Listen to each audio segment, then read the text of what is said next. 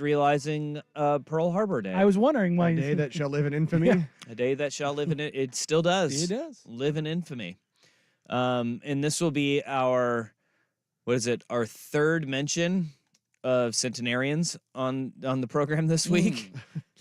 But I saw that there's a couple of them who are still kicking around. Like, there's not a lot of World War II vets that are kicking around anymore. No, they're all. Think about that. 82 years ago, They were 18 at least. 18 years old, and that's a hundo. Yeah, I just saw a tweet that said two of the 25 surviving Pearl Harbor veterans live in Central Oregon.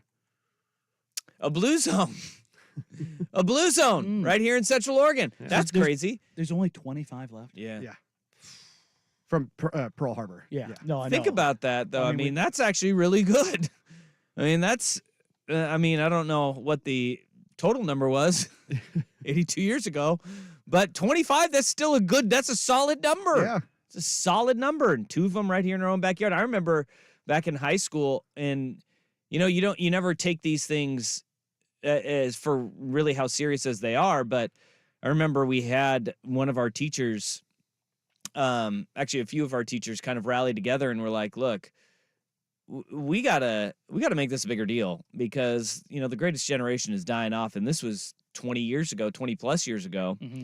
And so they started bringing in a lot of the World War II vets, and they would come and, like, classes would just filter through the library, and they'd bring them in. We'd talk and share their stories and kind of what life was like and how everything was and how hard it was for them and what World War II was actually like to live it. And because they were all like our age at the time. And it was, now looking back on it, I'm really thankful that my high school was able to do that. And they brought all of those veterans back in, because here we are in 2023. 25 remain. Yeah, no, 25 of the 25 people remain of the attack on Pearl Harbor. Survivors of Pearl Harbor, which saw over 2,300 service members killed. Holy smokes! So yeah, it's my junior year of high school. I had a kind of a senior style project for a history social studies class where I spent basically 3 months like talking to and interviewing on and off. That's neat. A World War II veteran, Oh. and did it. I mean, a big like a traditional college style history cool. paper, and it's still one of like it. I'm honestly just now realizing this. It's probably the biggest external motivator that I had that ended up getting me to join the military after 9/11 happened 6 months later. That's crazy. I'm just now kind of putting that together. Yeah, just all how the planets all align. Yeah, it's crazy. Well, yeah, it's a day that we should remember because that was a large scale attack in our own backyard, on our bases in our country, and that's 82 years ago, a day that will live in infamy and got us in full-fledged into World War II.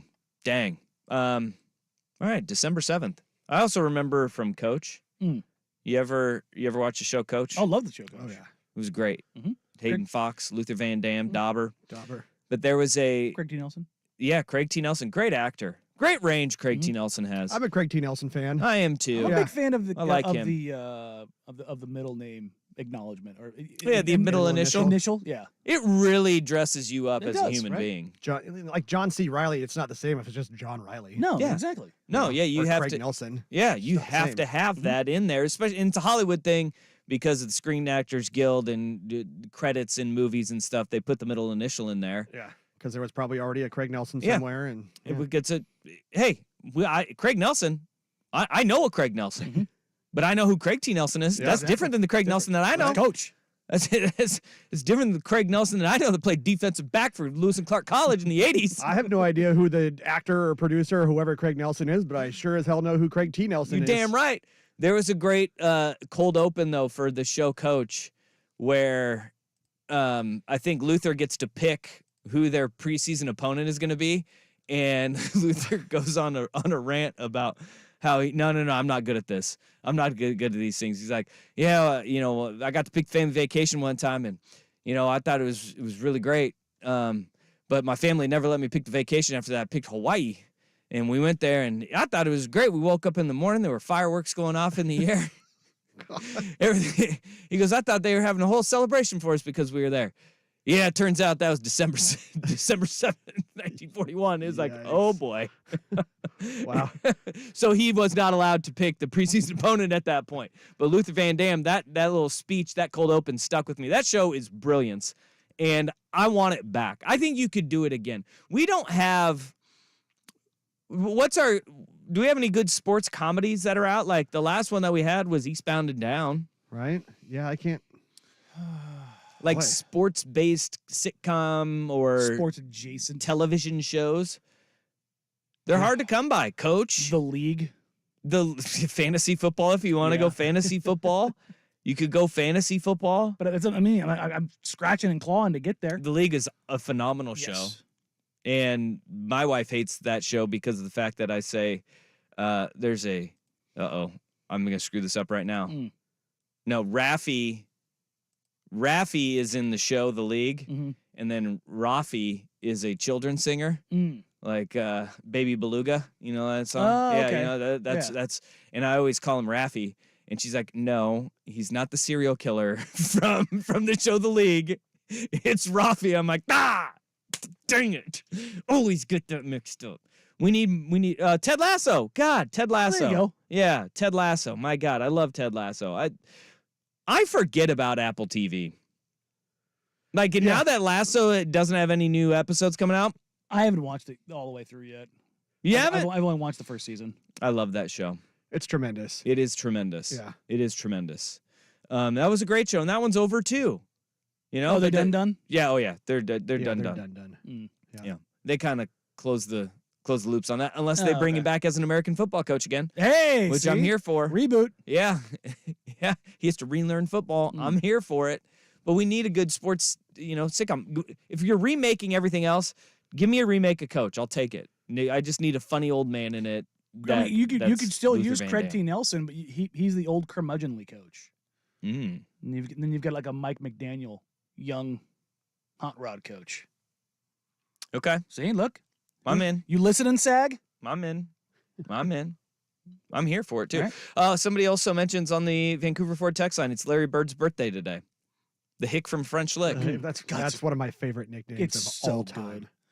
And the fact that it's the hick from French Lick who talked all of the S Yes. endlessly and famously has one of the best S talking lines ever against the Portland Trailblazers, saying, I'm saving my right hand for the Lakers, and scored 42 points with his left. Well, there was one also, before a 3-point contest, and he comes in and says, which one of you MFers is coming in second? And then went out and won. And then went out and won. So I'm looking this up right now because I want to know what he did. But have you ever heard the story of Larry Bird playing baseball? No. Okay. So after his final year at Indiana State, him talking S, he was talking S in the training room with some baseball players from Indiana State saying, I could play baseball, And then he'd run his mouth. And so finally one day, one of the baseball players goes, fine, Bird, just do it, and called him, a P word. Mhm. And he's like, all right, okay, I'll go do it. And I guess one of the guys said, real men play with balls this size, and held up a baseball. And Larry Bird took that personally. Mm. And No way. Larry Bird ended up going out and finding they had to patchwork a baseball uniform together for him. They did not have pants that were long enough to fit his 6'9" frame, so he wore the high pants. They were supposed to go down to his ankles. He wore them at his knee. Yeah.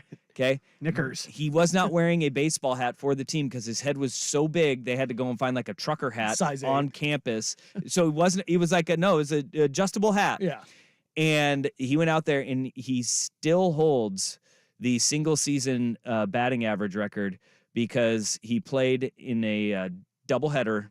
He finished 1 for 2 with 2 RBIs and then recorded 9 putouts as the first baseman. But his 1 for 2, he hit 500, and it's still in the Indiana State record books. Wow. So he just Because he played in one game, he went 1 for 2. so he just walked out there and said, "All right, bet." Yeah, 1 for 2 with I don't know how.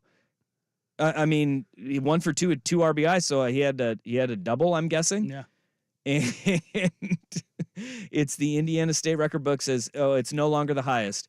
It is it's in the top 3 for batting average, and they just keep it there because It's he went Larry out there. freaking Bird. And the crazy part about it is, could you imagine that in today's day and age, right? With like, this is after the basketball season was over, Mhm.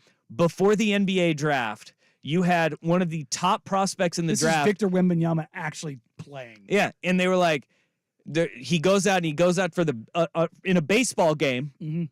and they're like, "What are you doing?" There's no way anybody would let a prospect now do that. No, they would kill him before. Wendy, I think, went to a Yankees game when he came through, and there's a picture of him or video of him holding a baseball bat. Dusty, Yeah, it is terrifying because it looks like a fly swatter. You're just like it's a 36. It's like a 36-28. Like it is I want to say it might have been Judge's bat.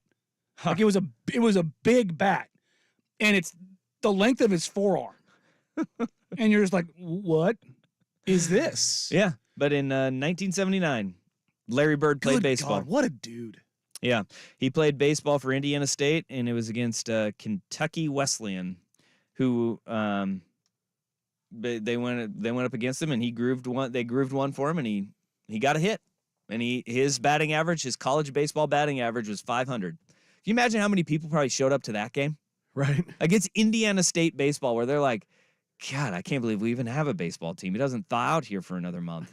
And Larry Bird's out there just taking hacks at the plate and playing first base. Talk about a stretch, man. 6'9" first baseman. Good He's just like God. reaching He's over reaching and the taking, pitcher's mound. He's taking it from the second baseman, just like thank Putting you. it in his glove. Thank you for that. So yeah, Larry Bird, great athlete, and happy birthday, Larry Bird. Indeed. The legend continues. I've talked to him a couple times throughout over the last couple years, over a decade. Good dude too. Like just he will talk to you. Summer League, twice. I sat down next to him, 2012, 2013, so 10 years ago. Back then you could just be at Summer League and just talk to dudes. Yeah, It was a lot a more. different It was time. a lot more anonymous and a lot more open. But just, I mean, as you would expect, a basketball genius. Oh, of course. It just the stuff that just kind of comes out of people like that when you're talking to them, it kind of short circuits you. Yep. Because they quite literally see the game differently than every other human being. Yeah.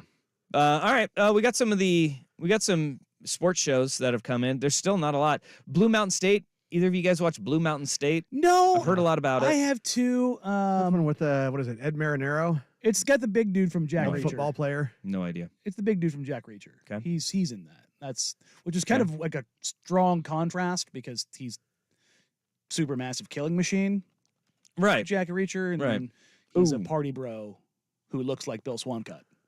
You got Hanging with Mr. Cooper. I remember that show. Oh, yeah. He was a basketball coach. That's on been a that. little while Holly ago. Robinson Pete. Yeah. Oh, yeah. Holly Robbins beat. Goodness gracious. Still got it. Yes, she does. Still got it. But they were the Penguins. That was the high school team that he was the high school basketball coach for. Remember that one? Yeah. Brockmeyer, that coming from Jordan. Brockmeyer's a great Never one. watched that. Friday Night Lights was another one. Yeah, that wasn't a comedy though. Yeah, it's true. Yeah, it's more. You know, dramedy. like you need like we're talking comedies here.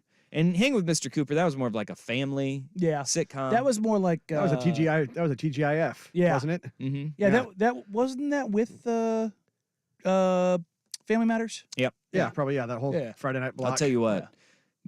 We fell asleep with the TV on a while ago, and the TBS Superstation, Mm-hmm. they run reruns of Family Matters, and it woke me up. It scared the living S out of me. Urkel going, "Did I do that?" And I was like, it like woke me up. Did and you see the discussions of that Oh, being rebooted? no, it with shouldn't with be. him and Lisa? No. Because I was so God dang like it. freaked out by it that I ended up watching the show, and I loved that show growing up. That show was not good. It wasn't good. No. Maybe I was just upset. They want to do a reboot with Urkel and Laura as the parents now. No, No, don't do that. We did that with Fuller House. Yeah. And Didn't they also do it with like Boy Meets World? Didn't get they out. do that? Yeah. Girl Meets World. Yeah, that's right. Let's not do this. No. Let's stop doing that. Mm. And they did it with that 70s show, became that 90s show. Yeah.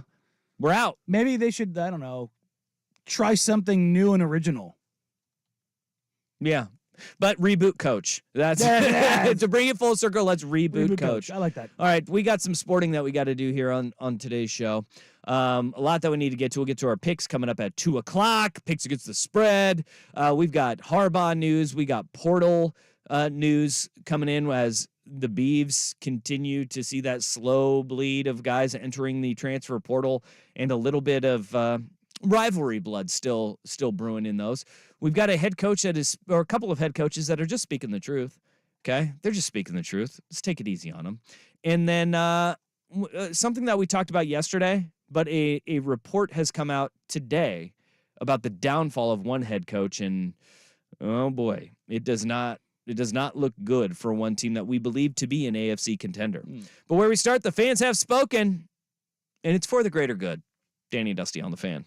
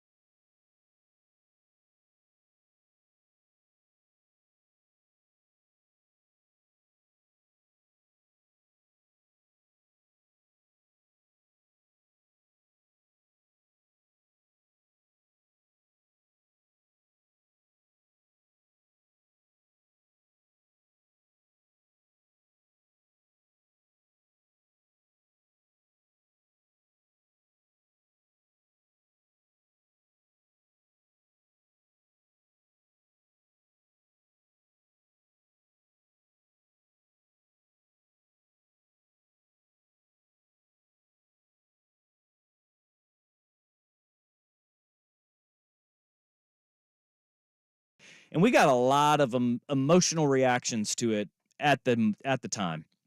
And so we put a poll up as the show went on. Do you want the Civil War to continue? Yes, from an Oregon fan.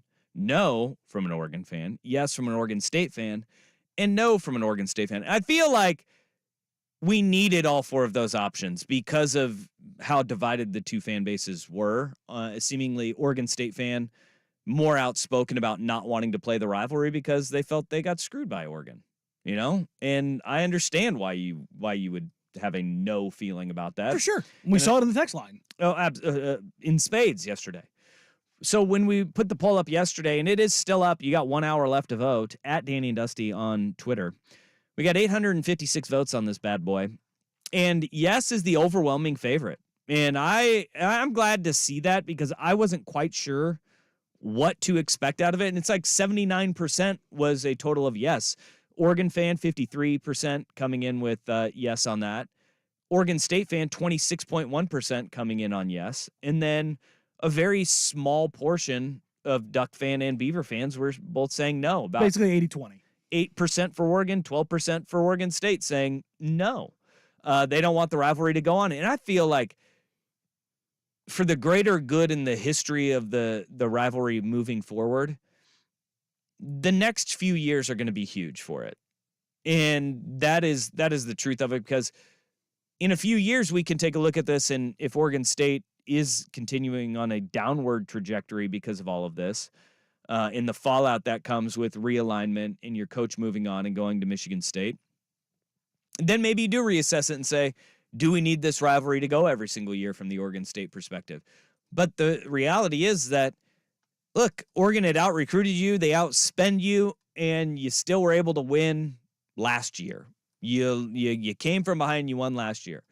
It's going to be an uphill climb, but if you can make this thing competitive, you sure as hell better make this thing an annual tradition. I just, even through all of the frustrations and arguments that we had yesterday on the text line, I don't see how this is a bad thing for Oregon State. Yep. I can take your feedback, B fans, and I get where you're coming from. I'm just going to disagree with you on this. Yeah. There hasn't been an argument anywhere close to compelling enough for me to consider changing my opinion on that. I mean, I was open to the idea of, like, you know what, maybe they shouldn't do this. Mm-hmm. But there's just no reason not to. So if you are the lesser team and you have the lesser resources, you're going to get the crap kicked out of you, fine. You just want it to be somebody else other than Big Brother? Mm-hmm. Okay, fine. But are you a team that find yourself with that chip on your shoulder and wanting to climb up and be a Boise State or be an Oregon State who has found themselves in these positions on this coast so many times over the last 20 years? Yeah. And I feel like, there's a lot of blame being put around to Oregon breaking the conference, right? And Oregon is the one that destroyed it. Oregon and Washington leaving are really the dominoes that fell. And that's just not true. Were they two of the dominoes that fell? Yeah, they were. But they weren't the straw that broke the camel's back. They weren't, because USC and UCLA, they were the first to go. Then remember, Colorado was the second, and you were sitting there and you were looking at it going, all right, now we have 3 teams to replace here. Like, that's a different animal. Like, when you're going, all right, now we got to dip down to the third one. And then Oregon and Washington were looking at it going, we hear everything about before, or remember the quote surprise of Oregon and Washington leaving for the Big Ten. That was on the heels of the Arizona schools all saying, we may bounce. Yeah. We may bounce. And remember, Michael Crow, the ASU president, was trying to hold on, like, I don't want to go. What world was he living in? We can't believe this as to say, like, they were trying their damnedest to hold the conference together. And so everybody just started looking out for themselves, and that's where a fracture happened, and Oregon and Washington go to the Big Ten. Everybody else goes to the Big 12. It wasn't just one school in particular. It was a collection of university presidents, athletic directors, 2 conference commissioners that ignored the elephant in the room for a decade, for far too long. Yeah. And you know what? That does include Oregon State's president, Ed Ray. Mm-hmm. It does include Washington State's president, Kirk Schultz, who they were culpable in all of this as well. Like it was a collection. Yeah. And I understand the ire of the fan base having to go somewhere, and it's not going to go out yourself, No. right? Because that's Looking not how inward fandom works. Looking inward is not how fandom works. No. No, it's how very few people operate in this world. Probably should change things. But if you look at it as the collective, there's a lot of reasons why this thing blew up. But you're going to point to your rival and say, screw you guys. You're the ones that hosed us. And I don't think that is necessarily the truth. I don't think so either. And I also, I think that should be the rallying cry for the program. Yeah. And that's why this rivalry should continue going. It's specifically that. I'll tell you what, though, you take a look at what the transfer portal is doing. Ooh, buddy. The transfer portal is filling up with Beavs right now. And that is one of the things that's the worst fear. And it was the worst fear in conference realignment. And then it was exacerbated when Jonathan Smith picked up and packed his bags for East Lansing, Michigan. And yeah, no quarterbacks. You got your tight end room is all but empty. It's like Will Smith just standing there by himself. You got Jamond McCoy, who was a really good defensive back for you. Aliki Arnold has entered the portal as well. The exodus is going to be real. There's going to be some guys that do stick around, but this is the thing that I caution is that some guys that even said that they may stay, they may take a look around and be like, I'm here alone. Yeah. And that's a tough place to be. Will Smith in the empty room looking around kind of situation. But there's going to be some of those guys that still stick with it, and they're going to become heroes at Oregon State. Yeah. And they should never have to buy a beer again in Corvallis. No, it is an allure to some guys. Yeah. It like they're not just there, it's happened across the country. It's like, yeah, I could have gone somewhere else, but now I never have to work another day in my life, really, because I am so ingrained with this university or I'm so ingrained with this team that me and them are synonymous. Yeah. And so I'll host every event and speak at every gala and, I'll be taken care of for life. That's a real thing. Yeah. Well, science, the scientific Twitter poll. It has been, we got less than an hour remaining on it. So if you haven't voted, go ahead and vote right now. At Danny Dusty on social media. All right. Hey, nice little win last night. You saw a little bit difference. Danny Dusty on the Fan. Here's Rust with SportsCenter. Now, from the Spirit Mountain Casino Sports Desk, a SportsCenter update on 1080 The Fan. First on The Fan, the Patriots at the Steelers starts Week 14 in the NFL tonight on Thursday Night Football, 5:15 kick on Prime Video. Bailey Zappi, Mitch Trubisky are your scheduled starters. Najee Harris questionable for Pittsburgh with the knee injury, but is expected to play. The Steelers are 5.5-point favorites. The 10th all-time leading scorer in the NFL, kicker Robbie Gould, announced his retirement today after 18 seasons. He spent 11 seasons with the Bears, then a season with the Giants before 6 seasons with the 49ers. LSU's Jaden Daniels has been named AP Player of the Year, joining Joe Burrow as the second Tiger to win the award in the last 5 years. Washington quarterback Michael Penix Jr., a distant second, with Oregon quarterback Bo Nix finishing third. Richard Johnson of Sports Illustrated reporting Michigan and head coach Jim Harbaugh working on a 5-year extension to the tune of $11 million a year. The main hurdle, a commitment from Harbaugh that he won't pursue an NFL job this cycle.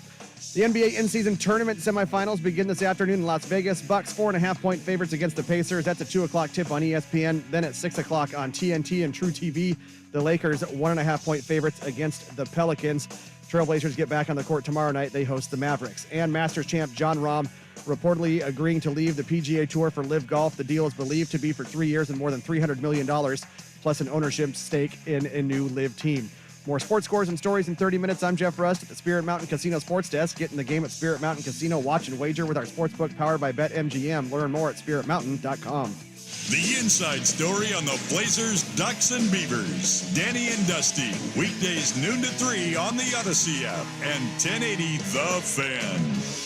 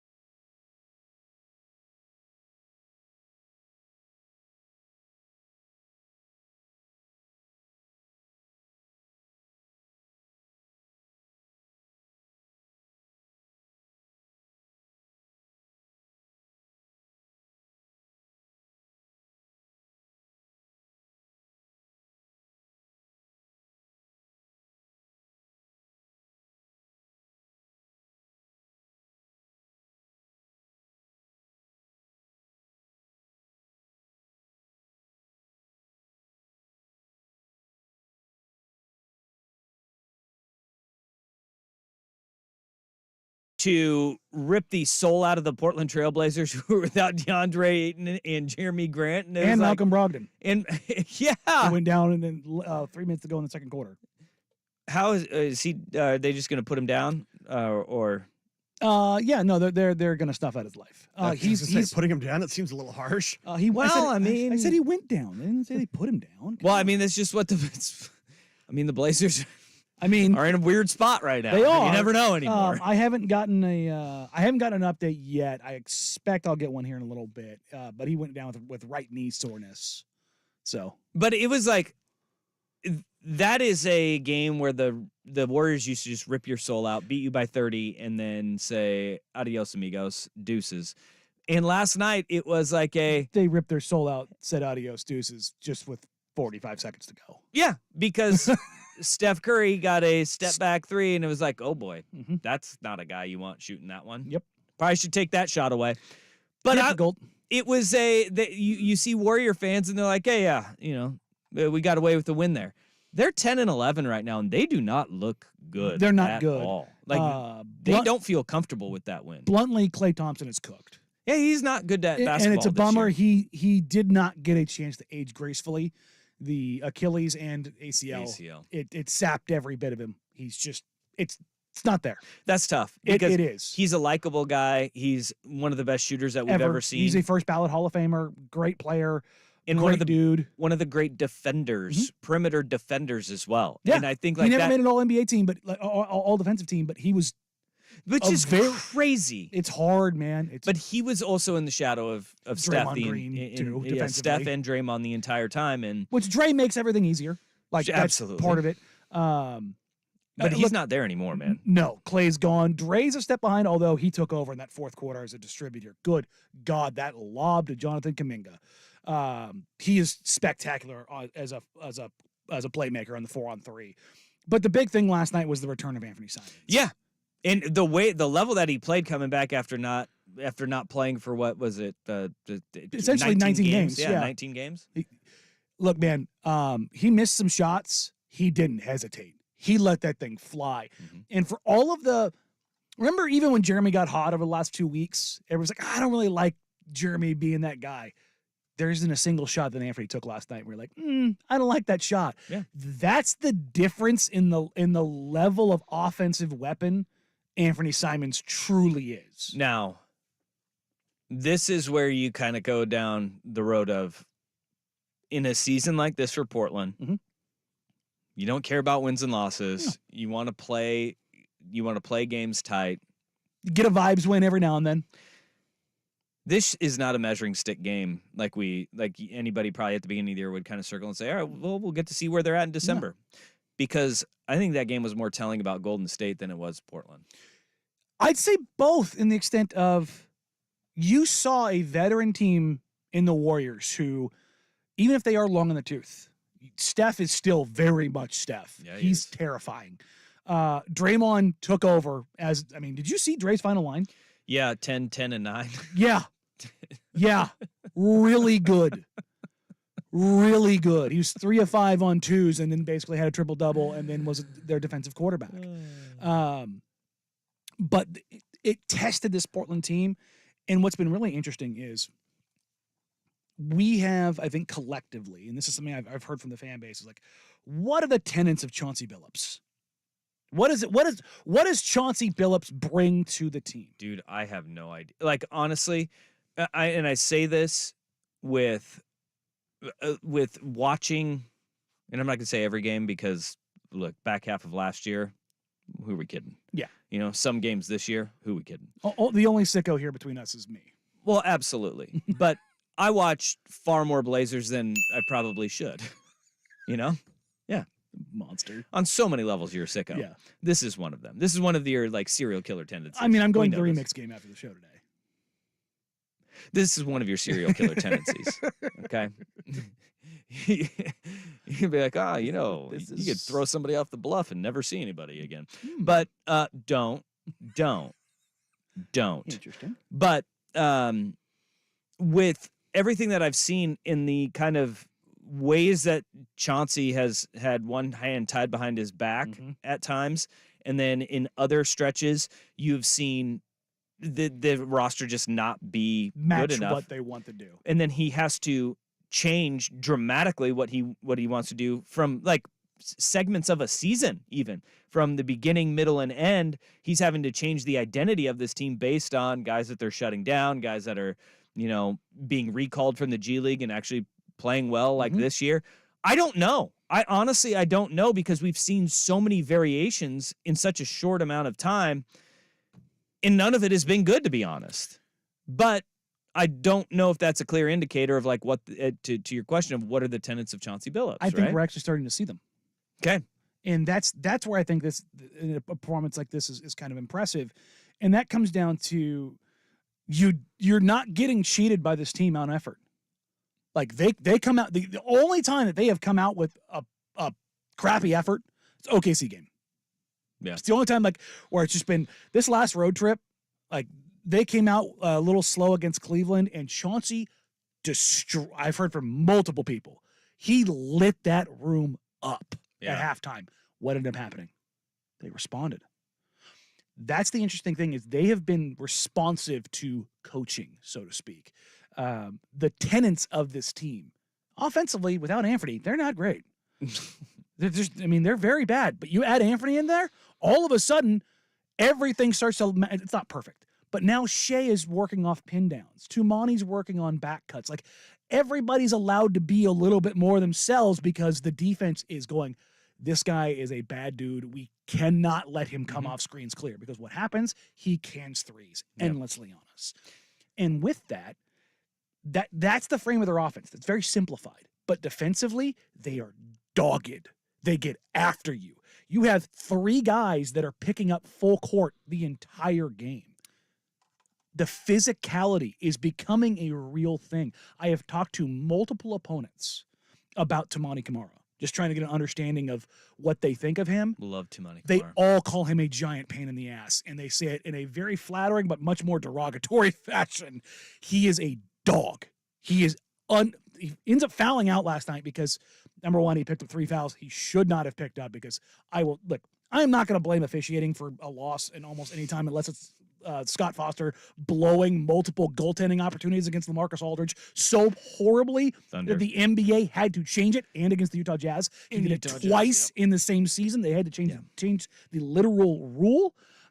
Beyond that, the officiating last night was horrendous. Anthony Simons gets elbowed in the back of the head by Draymond Green, and it turns into an offensive foul or a defensive foul. You've got Shaedon Sharpe getting almost knocked to the ground on drives. Toumani Camara getting called for cutting off Steph Curry on one end, and then not being called for Anthony Simons on Steph Curry on the other end. Yeah, I believe this in my core, that a team like Portland, they're not getting calls. Who cares? Anyways. No, 100% they're not. Who cares? But even the fan base is like, wins and losses don't matter. No, but I just want to see them get the respect that they deserve for the effort that they're putting into the game. Okay. And that's the thing, is that's become their calling card, is they are disruptive as hell.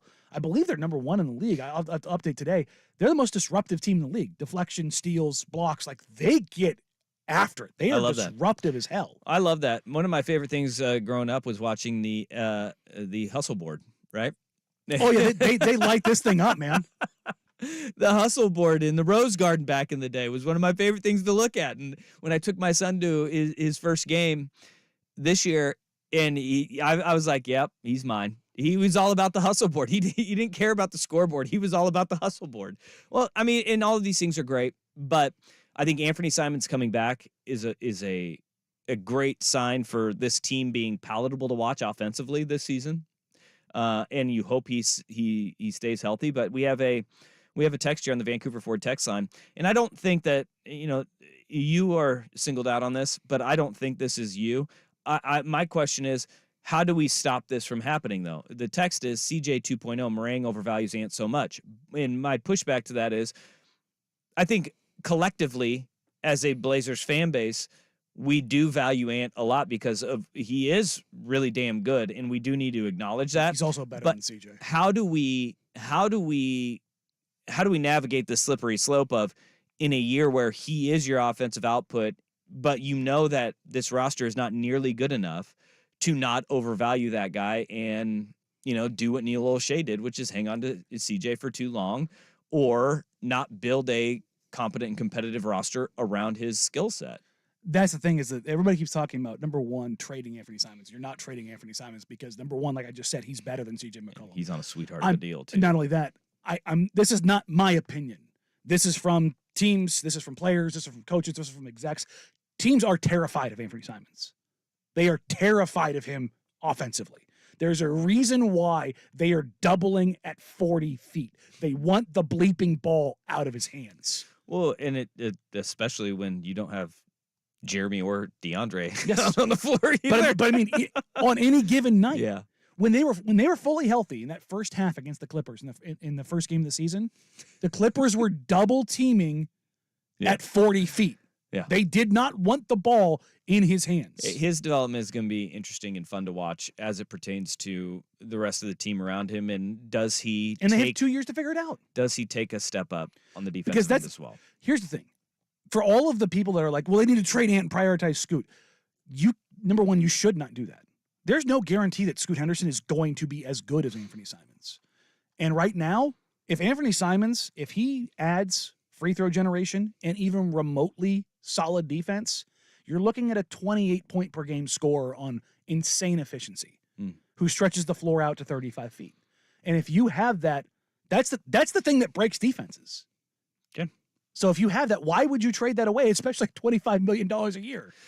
I would look, last night, Blazers lose. Ant comes back. He fills it up, 28 points. Again, don't overvalue any win. Don't undervalue or overvalue any loss. It's not about wins or losses this season. And a perfect point of that, as much as this season probably hasn't felt that bad, at least it hasn't to me, they're 6-14 through 20 games, which, Dusty, think about this real quick. Do the math. Times 4. What's 6 times 4? 6 times 4 is 24. Okay. 28.5 was I was not confident in that, by the way. God, that was way harder than it should have been. 28.5 was the over-under line. I took the under. Right now, they are on pace for 24 wins. Okay? Just saying. All right. You know what I would love? I would love to hear one day Chauncey Billups say what we heard last night from one coach, though. Danny and Dusty on the Fan. Hello, sports.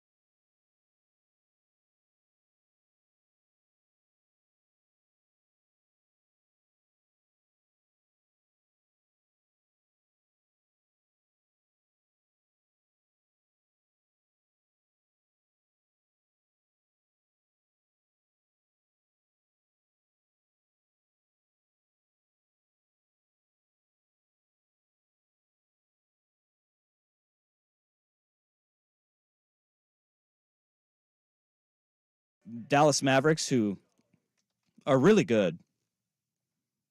I wonder how much of it has to do with Kyrie Irving just kind of shutting up and not talking about his conspiracy theories or idiotic thoughts and just playing basketball and, allowing also Luka Doncic to be one of the best players in the world like he is. Because when Kyrie Irving isn't a complete distraction to everything around him and his team and the basketball world as a whole, he is also one of the best basketball players in the world. Super useful. Kyrie Irving still really damn good at this basketball game. But last night, the Mavericks, who are 12-8 on the season, absolutely manhandled the Utah Jazz 147-97. That is a 50-point win. And the Jazz are not good right now. They're 7-14, 1-10 on the road this year. I was expecting the Jazz to be better than this and what we're seeing out of them because they're Blazers right now. Blazers 6-14, they're 7-14. Yeah, no, they're on the same level. Will Hardy is the head coach of the Utah Jazz. And I applaud this from coaches. When you get an effort, and we have so many guys that are just afraid to just call it like it is because they don't want to ruffle the feathers or, rock the boat of their locker room. Will Hardy had the best post-game press conference of all time. That was an absolutely horrendous performance from start to finish. That was a masterpiece of dog. I really don't know how to describe that game. I think you did it perfectly. Yes. You did it perfectly. They were terrible from the field. They were awful on defense. You lose by 50. I love it when we have coaches that are just like, yeah, that was a masterpiece of dog blank. This isn't the first time Will Hardy has done this. In fact, when they came to Portland, I talked to him in the pregame, and he was pretty blunt in the assessment of how they were playing going into the season, is that it was not the same that they had starting last year. They're kind of like this surprise. Yeah. But I think that their surprise last year is a lot like what's been a little bit surprising, I think, to some people, at least with this Portland team, when they have looked good and they have executed and they have gotten some wins. What's been the cause? Veterans with a couple of young guys bolstering them. Yeah. You know what the Jazz don't have on their team anymore? Veterans. Mike Conley, the guy that got them going and got them in and out of stuff. One of the most valuable players, I think, and most overlooked players in the NBA, Mike Conley, is no longer there. And he's in Minnesota, who, remind me again, what's Minnesota doing this year? Minnesota winning a lot of basketball games. They're number one in the West. Yeah. Golly. Big difference. It's a big difference. Not having that table setter, that organizer to get you into things. They have a rookie, Keontae George, who they finally handed the keys over to, after having Jordan Clarkson being that guy. But John Collins is probably their vet, right? Lowry. Yeah. They're same class. They're both 2017. Not playing. Both guys Portland could have drafted. Don't bring facts into this, Danny. I mean, they would have had to move up one more spot to get Lowry, but still. That makes me laugh because yeah. I was sitting there and I tweeted out last night that my favorite part of this young Blazers season is Scoot Specs because I'm just looking at bright spots right now. Oh, right? look, the afro and the specs, man, it's a look. It's throwback, dude. Yeah. And I love it. And a response to that tweet was, I just wish you could play some effing basketball to go with it. I thought he was okay. I mean, he bricked that three horribly last night, but I think his mid-range pull-up game. You talking about the wide open corner three? No, the one from the top. Okay, the one from the top. The one from the corner was pretty bad too later in the game. Yeah, the one from the top missed by 2 feet. So yeah, his footwork's a mess. But back to the Jazz. Not only that, not only are they lacking their veterans, they've been missing Lowry, they've been missing Olynyk, they've been missing Jordan Clarkson. So when you don't have those guys in the NBA.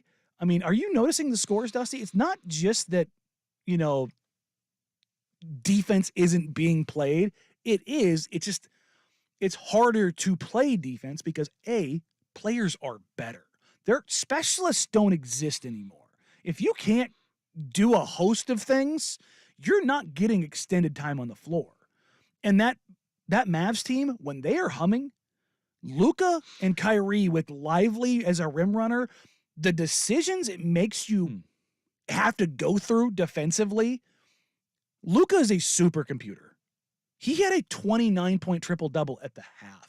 Like, this is my thing about the NBA is, like, and you're right in that we've seen the relegation of the specialist, like just the sharpshooter that you can just throw in there and be like, yeah, I mean, That can't play any defense Right. on the other end or Yeah. can't put the ball down on the we'll floor. just hide him. Yeah, you you, know, can't like, do that for long stretches anymore. the sheer athleticism with the size that some of these guys are rolling out on the floor is incredible. And that's like, I think that heightens the guys like Kyrie Irving who are undersized but have that just freakish twitch. And Also, they, maybe the tightest handle in the history of the league. they play so well complete basketball Mhm. that you can no longer hide those guys on the floor, the specialists that are just like Big Shot Bob, right? Robert Horry. He was long. He'd compete get defensively, but that was why he was the guy who would Yeah. come in and be a spot guy coming in off the bench. And I think like he we're was a seeing, big who would stretch you out. yeah, and that's like those the guys still exist. They Yeah. still have a role, but they're not Not nearly extended. not as significant as The they once Ryan were. Andersons and Yeah. the Davis Bertans of the world. Because what'll end up happening nowadays is a guy like Luka or Jokic, they will just hunt you Yep. mercilessly, which is what Luka did last night. He goes, "You don't have anybody for me. My turn." And that's crazy. Is that it's more of the NBA and iso ball kind of in the early 2000s kind of ruined the NBA and made it unpalatable to watch, but it's swinging back There's into a this version of generation, it. but it is far more balanced. It's advanced. That's what but it is. it is so iso ball is 100% back in the NBA. Oh yeah, but I mean, you're Not that it ever really left, you're but it's getting so into different. it in different ways. It has evolved with athleticism and size. and decision making. Yeah. Like a 6'8" decision maker like Luka Doncic didn't exist. So yeah, it's iso ball after 3 straight pick and roll actions that gets you different switches, that has something attacking on a backside, that has a, if you're attacking in an empty corner, no help on the other. Like it's all one thing triggering another, triggering another, triggering another. It's not just the quote unquote, because I hate it when people just say, oh, it's iso ball. Look, because they used to say this about Terry Stotts all Yep. the time. It's not. It's different. not. And this is going to sound like old man yelling at the clouds. This is the difference between the European-bred basketball player and the AAU serve myself style 3 best of players basketball. in the NBA right now: Nikola Jokic, Luka Doncic, Giannis Antetokounmpo. It's not. I mean, there's a That's it. reason why. Yeah. These like Well, honestly, hell, even the guy that we were talking about with Utah, Lauri Markkanen. I mean, the thing about this is it's coming up in this next draft. It's a little bit weak. Nikola Topic is playing for Mega overseas. He's like he's Luka Doncic at home. Okay. Like he's a 6'7" cerebral monster who is shooting like 46% from 3 and carving teams up as a 17-year-old. Okay. Like it just the floodgates are opening from the former Soviet Union and Europe to the NBA, and they play a better brand of basketball. Yeah. All right. Well, we got that to look forward to. Whee! Get your stuff together, AAU.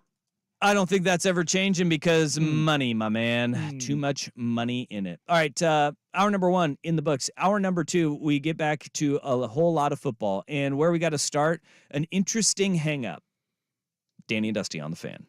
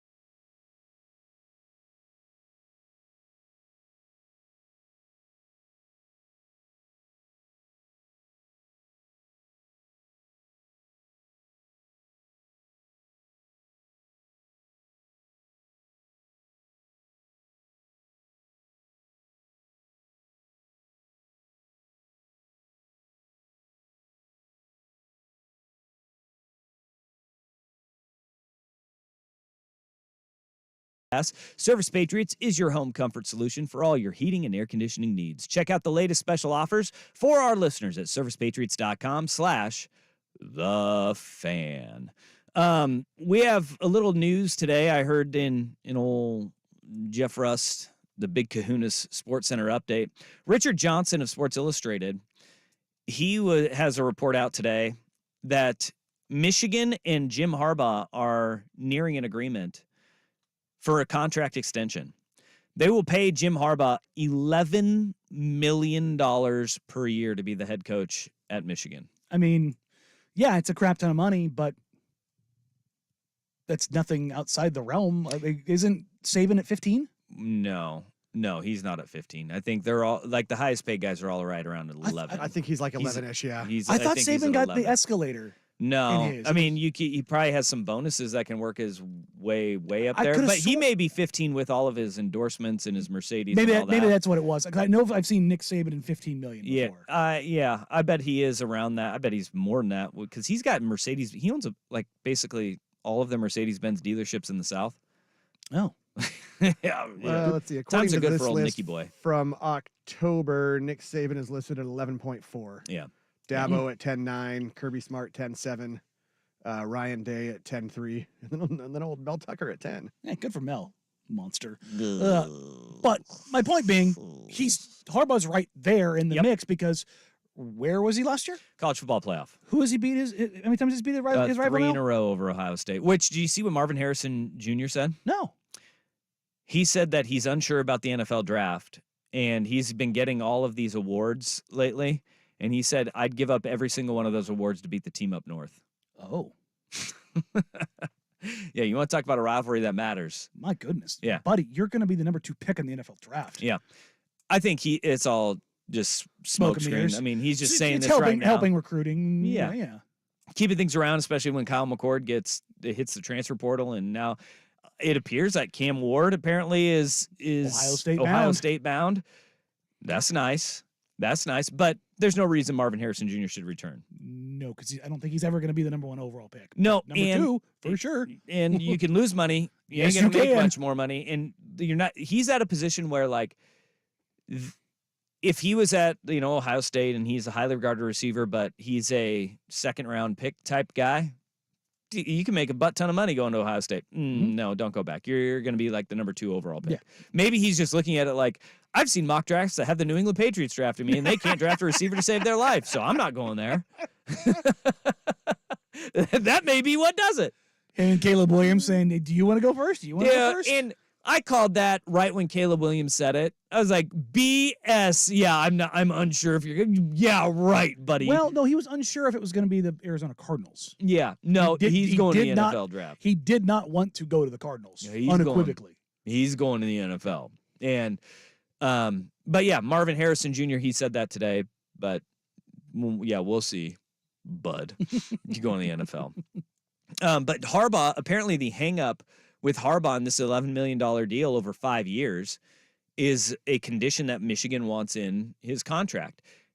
And I don't blame Michigan for wanting this because of how Michigan has stood behind Jim Harbaugh through 2 suspensions this year that have each been 3 games for 2 separate incidents. And just like they felt like a wounded animal backed into a corner, and they're all attacking, right? And everybody fought for Jim Harbaugh, right, wrong, or indifferent. They were fighting for Jim Harbaugh's I don't know, credibility and his persona as the head coach of Michigan, being that Michigan man. Bet. So awkward. Did you see his explanation for it? No. Oh, yeah. He tried to describe what bet. Oh, he said you're going to have to, where he kind of stumbled through and he goes, you just have to look up what it means. I was just like, oh, Jim no. Harbaugh honestly feels like his guys came up with that on his behalf. Yeah. That's my only explanation for all of this. Yeah. Like I don't think he realized that it was part of the vernacular. Which is so on brand for Harbaugh. Yeah. And I love it. It's very selfish. But you don't think that Jim Harbaugh just is a complete narcissist? Because Jim Harbaugh definitely is 100%. And that's why he's really successful, though. And he's a really good football coach. But Michigan wants to put a clause in that says he will not pursue an NFL job this cycle. Because you just think about the landscape of the NFL and jobs that would be alluring to Jim Harbaugh. The Chicago Bears, a place that he played. All of the rumors are like, they're probably going to can Matt Eberflus. They're going to want to bring in an offensive coach. And they're going to go get a new quarterback. And they're going to want to run the damn ball. And we have 2 first-round picks. One of them is going to be the number 1 overall pick. Number 1 overall pick. And that's alluring to him. Another job that has a connection to Jim Harbaugh and Captain Comeback is the Los Angeles Chargers, where he was a quarterback for the San Diego Chargers. He lived there after his playing career when he took the head job at the University of San Diego as his first head coaching role. And we all know that Brandon Staley's a dead man walking, right? And so you have 2 jobs that have direct ties and connections to Jim Harbaugh that you could sit there and you could say, yeah, I bet those would be pretty alluring for him to go and be the head coach of. And so what Michigan wants to put in there, say, hey, we're going to pay you as one of the highest paid coaches in all of college football. But because you're staying. Because you are staying and you're not going to leave. They know he's not going to take another college job. No. Because he's a Michigan man, and that program means everything to him. And I mean, look what he's been willing to do. I think what they are looking at as well is the fact that he's won 3 straight matchups against Ohio State. He's won the Big Ten. He has revived the program that kept tripping over its own feet. He has become a recruiting powerhouse. He's gotten the number 1 seed in the college football playoff. He's gotten to the college football playoff 2 years in a row. And this year, they are probably terrified that if he wins the whole damn thing, he's gone. He goes, I've done it. Now I go back to the NFL and I say, what could I not do when I got to the NFL? Win the Super Bowl. I got to the Super Bowl. I couldn't beat my damn brother, though. Now, that's the one thing that he has not done is gotten to the mountaintop of the NFL. And so they're terrified of that. They want that in his contract. And apparently there is pushback of him exploring those options, which makes all of those worries and them putting that clause in completely justified. Yes. It's 100% justified because I'd be worried about it too if I'm Michigan. I mean, yes, on every single level, but that's part of the game now. And I don't really think you can knock Harbaugh because he would have conquered the mountain.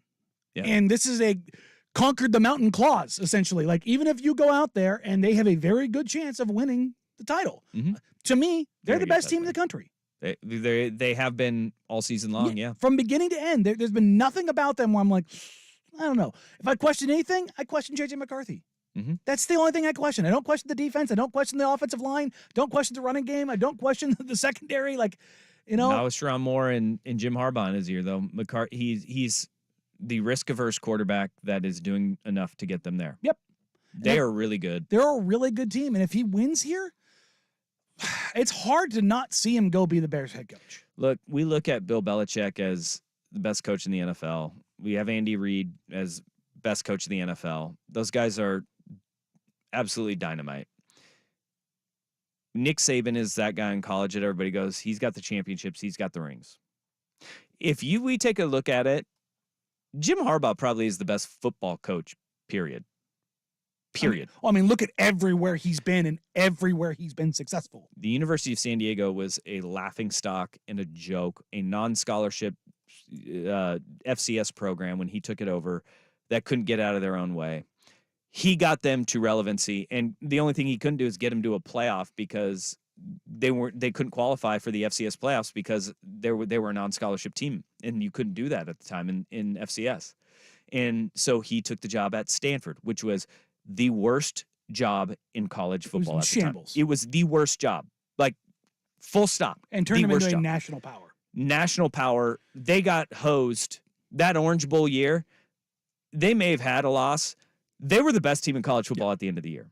And he recruited and found a way to recruit to Stanford and get not just players, get the highest of level of players at Stanford. Arguably the greatest quarterback prospect we've ever seen in Andrew Luck. And then he recruited one of the best offensive lines. He recruited every great tight end. Every tight end in the country went to Stanford. He was – you cannot understate what he did at Stanford. Then he goes and takes over the San Francisco 49ers. And then they do what? Which Mike Singletary, they were a joke. Oof. And he got them to a Super Bowl. And he completed a damn pass.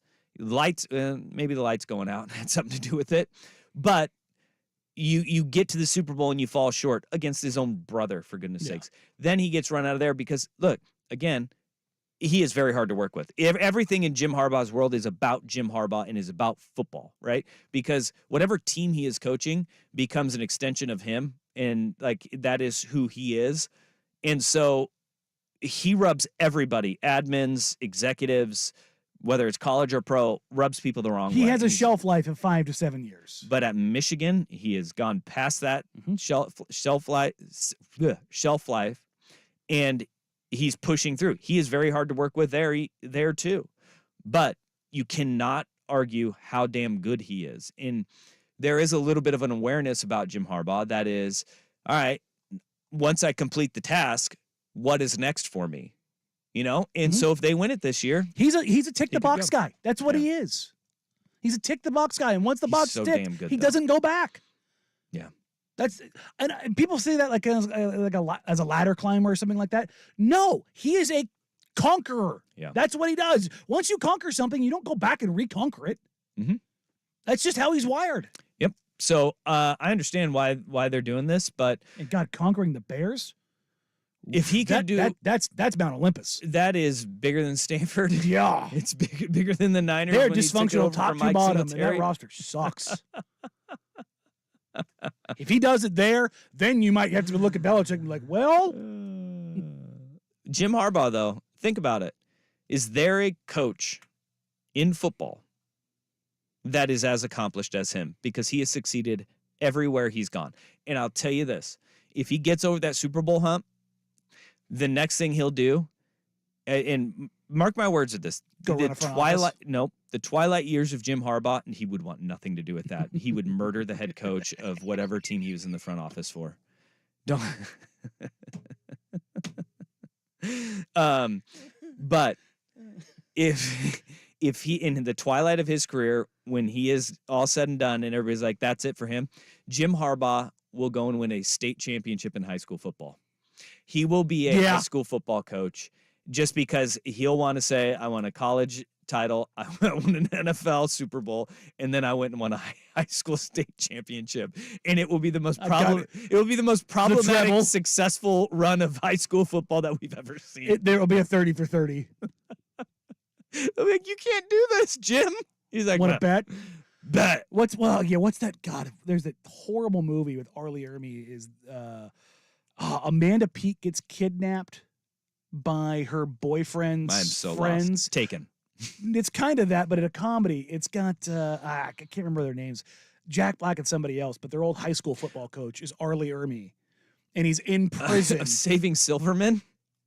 Yeah, no, that is what it is. There's one nacho. Yeah, But you got the way to be moving me, Jerry baby. Yeah, Saving Silverman. But he kills the coach throwing the fourth down marker, or kills the ref with the fourth down marker flag. Throws it like a javelin and it just flashes for it. Yeah, my wife had that on a couple weeks ago, and I just picture Harbaugh as Arlie Ermy. Yeah. They're one and the same. Absolutely. Both khaki wearing, milk drinking Americans. America. Yeah, that part. Milk drinking Americans. All right. Hey, rivalries die hard. Next on The Fan. The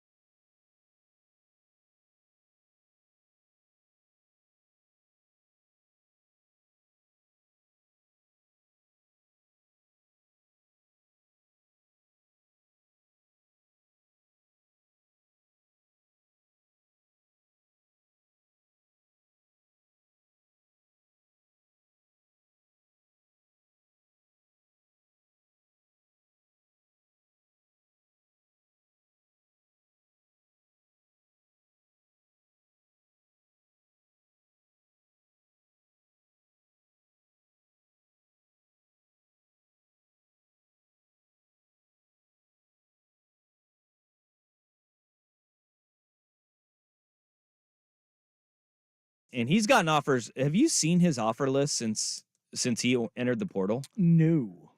Like, he entered the portal, and it Is it a was scroll.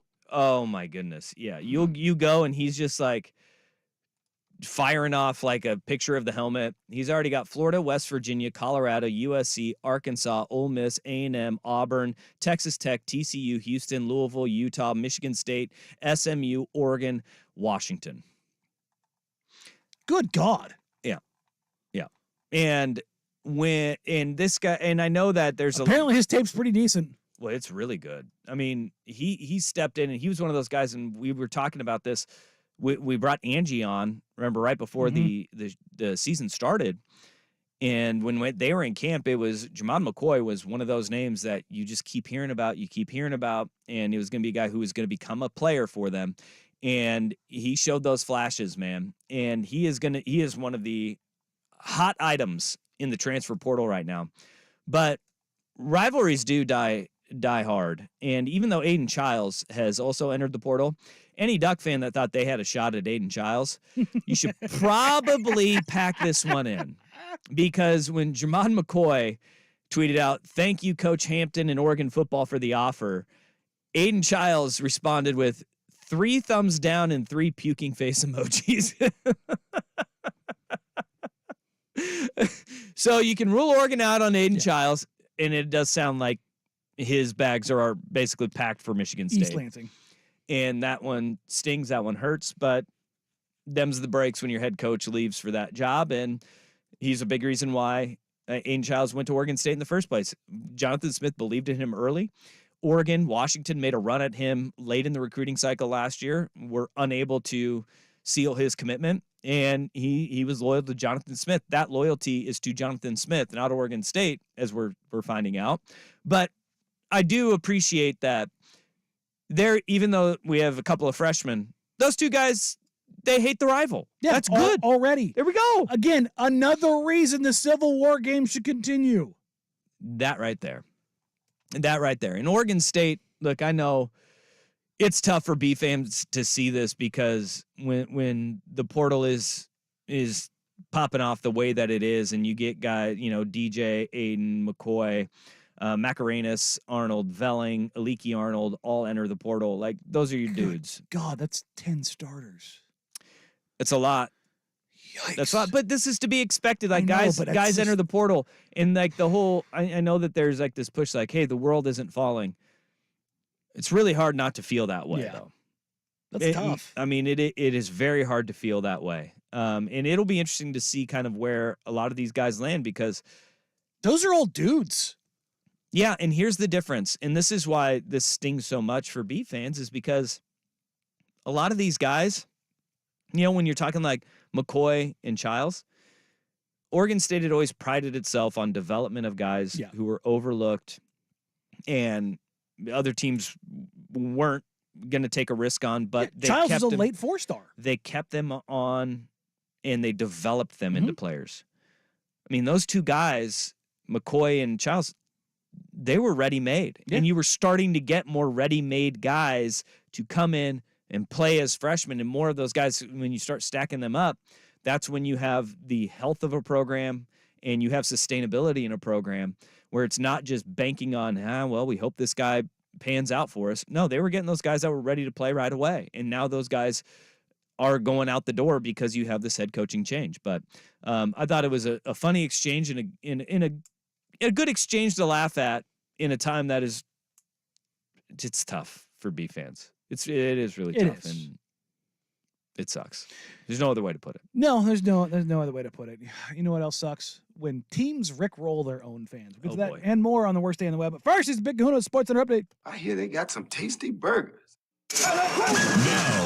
Now, from the Spirit Mountain Casino Sports Desk, a Sports Center update on 1080 The Fan. This update brought to you by Toro Mexican Kitchen. Transport yourself to Baja, Mexico with delicious regional dishes and cocktails. Book your table today at ToroPDX.com. First on the Fan, the Patriots at the Steelers starts Week 14 in the NFL on Thursday Night Football. 5:15 kick on Prime Video.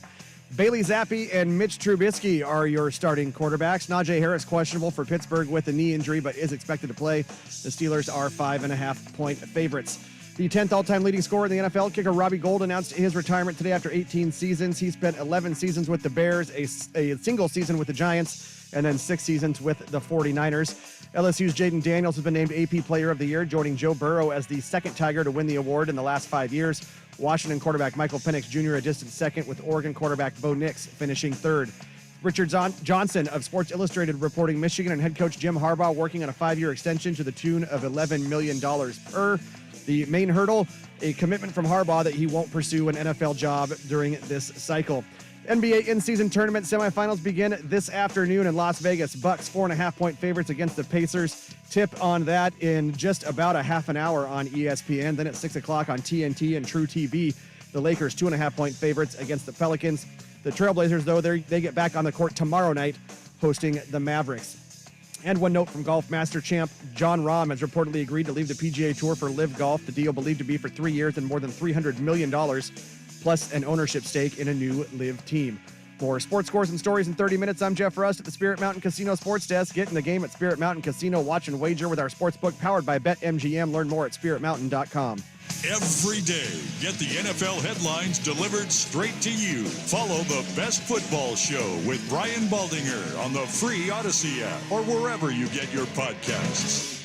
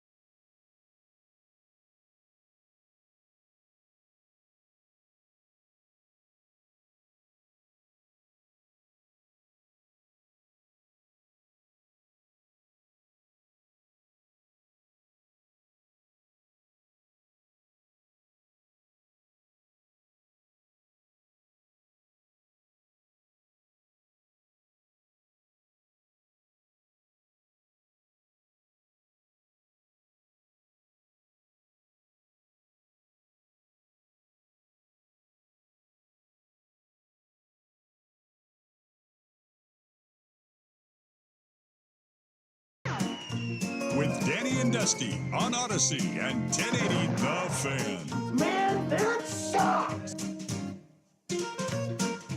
MLB's winter meetings are underway, and the biggest free agent in the history of baseball is currently out there. Shohei Ohtani, in case you haven't heard of him. He is? Juan Soto was out there until he got traded last night into the New York Yankees. Did Boo. you see the Yankees trolled? Was it Heyman last year that Yes. said Arson Judge? to Arson the Yankees? Judge appears to be headed to the Yes, Giants. They trolled him and said John Soto appears to be headed to the Yankees. Yes. Hello. Great troll. Great troll. Which I think is a proper use of baseball team social media. Yes. As opposed to tweeting out something cryptic about what may be coming to your ballpark near in the immediate future. And then tweeting out hours and days later that thing is Def Leppard, Journey, and Cheap Trick. That is the Sorry, that's a hell of a show. that is the perfect lineup for a league that is criticized for not having any young fans and only being relatable to old people. Is you know who we're gonna bring in? Like I said, that's a hell of a Def show. Leppard, Journey, and who was the last one? Cheap Trick. And then depending on what the stadium is, it's Cheap Trick, Steve Miller Band, or there's another one. Oh, Heart. Those are the rotators. Should that honestly be the A's mantra anyway? I want you to want me. Like, are they trying to? You know what they're doing? They're like, you know what? We're gonna turn our ballparks into the county fair. We're going to get a bunch of bands that are heading towards the county fair and casino circuit, and we're just going to load up on those bands, and we're going to play. That's a badass show, though. How are they going to pull this out, though? Is it surrounding a game, or is it just going to be like when your team's on an extended road trip, we're going to go ahead and have this concert? Because it appears to be the extended road trip because this is happening for the Cardinals. It's happening July 6th. So that's either All-Star game or the extended road trip. that's the extended road trip because That's right, that All-Star game, July 4th. it'll be the next week is All-Star week, right? Is the week after All-Star week. But I've always wondered, like, in a sport like baseball would be perfect for it. I had this thought. Remember when Mariano Rivera had his final game, and there was that rumor that Metallica was going to set up and play, like in the batter's eye. Mhm. They were going to play Enter Sandman live in Yankee Stadium the last time Mariano Rivera came out. Like, how badass that would be. My God. Wouldn't that be great? Yeah. But that got me thinking of what if a team like actually did that? You have like Don't Stop Believing with Journey playing. you have a day game, like you have a day game in, like, I don't know, on a Wednesday or hell on a Sunday, right? When you play your afternoon games and it's a getaway day, but you play the game, but those tickets also get you for a concert that's right afterwards. Like in the batter's eye, you could set up a stage and then just right when the game is over, you know, as the sun's going down, boom, concert starts. Now the real show begins? Now the real show begins. Because the Then- baseball team you probably came to see sucks. Absolutely. Yeah. It'd be a great way to get teams in. I've thought about this with Which you only know, makes some sense like because colleges too. the college Astros have football. this tour coming through on August 14th. August 14th. Major League like Rob Manfred, this is your big idea? I mean, at least During your winter meetings. at least when we Yeah. kind of chuckled at Adam Silver's big idea of the in-season tournament, is like at least it's surrounding the game. Yeah. And it was like, and look, I know you got to target an audience, and like the Super Bowl, what's it, 2 years ago, was for us. We're the olds that are being targeted now. Yeah. 50 Cent, Snoop, like it was for us. It was for our age group. But that's 20 years younger than this age group. Actually, that's true. That's like, it's quite literally 20 years different. And so this whole idea about baseball getting younger, it's like, you don't need to go get these fans. They're already fans. They're already the ones. You're preaching to your demo right there. Like I don't understand this. Like if you're the Yeah. commissioner, you need to go get Lil Wayne. You need to go get somebody else. Like you just call somebody. him Little Wayne? No, I said Lil Wayne. I thought you said Little Wayne. Yeah, We're going to go get 50 Cent too. Yes, we're gonna 50 go cents. 50 cents. Go get 50 cents and Lil Wayne. But no, like No, you do. You need go to get somebody. Like you don't need to go get like Lil Uzi Vert. Like start small. Yeah. Go the generational removed. Okay, let's just get a little bit younger. Mhm. But you don't need to go get Dua Lipa or whatever pop star. Look, if you can get Taylor Swift, go get Z Swift. T Swift will do everything for you. That's all. That's That comes the as NFL. all age groups now. Yeah. But like, I just don't get butt rock for 50+ They're getting baseball. And those bands are all good. They- Like, they they're all are, really good. But like, And you're already like, those tickets are selling on their own. They don't need a cross-branded sponsorship with Major League Baseball. that does not warrant. Maybe they should add the band warrant. But that does not warrant a tease of something big being announced soon, and then everybody to go, that's it? During winter meetings. That's what our big announcement is? Yeah. Properly roasted, Major League Baseball. Oh, and every team that did it got absolutely murdered for it. Absolutely murdered for it. It's like, yeah, what are you doing? And I'm sure the people who are doing there in social media are like, oh my God, I'm going to get killed for this. Yeah. Knowing full well that they're about to get the crap kicked out of them because somebody somewhere worked in some sponsorship to make this thing happen. And they're going to have to pay the price for it. Man. P1 Mike, formerly in Ridgefield, he reached out to me on Twitter. He's going to see Hart New Year's Eve in Seattle. You can go see Hart in Seattle New Year's Eve, you know? Look, they're not Ring bad. in the new year with Hart. They're not bad bands, but like, No. They'll go crazy on you. You are. They just. I know it's not your fault. It's just who you are. It's a condition. It's why I love you. It's just who you are. he doesn't even have to look it up. He just got them all No, in there. he's. Yeah. I mean, Well, there's only one fix for it, and that's pour some sugar on me. your poor children. Not your poor children. Your poor children's teachers, because I know that they're getting these references too, where it's like, My dad taught me that, and they're just sitting there like that. You that said makes what? sense. little Sammy walking out of the bathroom. You're and saying, 7. How do you know who Chuck Mangione is? walking out of the bathroom going, sorry, teach, Esser's full. Merry Christmas. that's how Jeff's youngest daughter got detention the other She day. almost had one of those moments yesterday after I got home. Get that moment where she gets caught with the AirPods in. Meanwhile, That kid had an upset tummy. your cousin Eddie over there like, yeah, well, she dumps at a 4th grade level, though. Save the neck for me. All right, way to go, Major League Baseball. You have once again got yourselves a worst day on the web. Yeah, and this time, this could have been a twofer, but instead we'll push this to its entirely own segment because there's just things that you just should never say. Like, not even ever for anything. Danny and Dusty, 1080 Fan.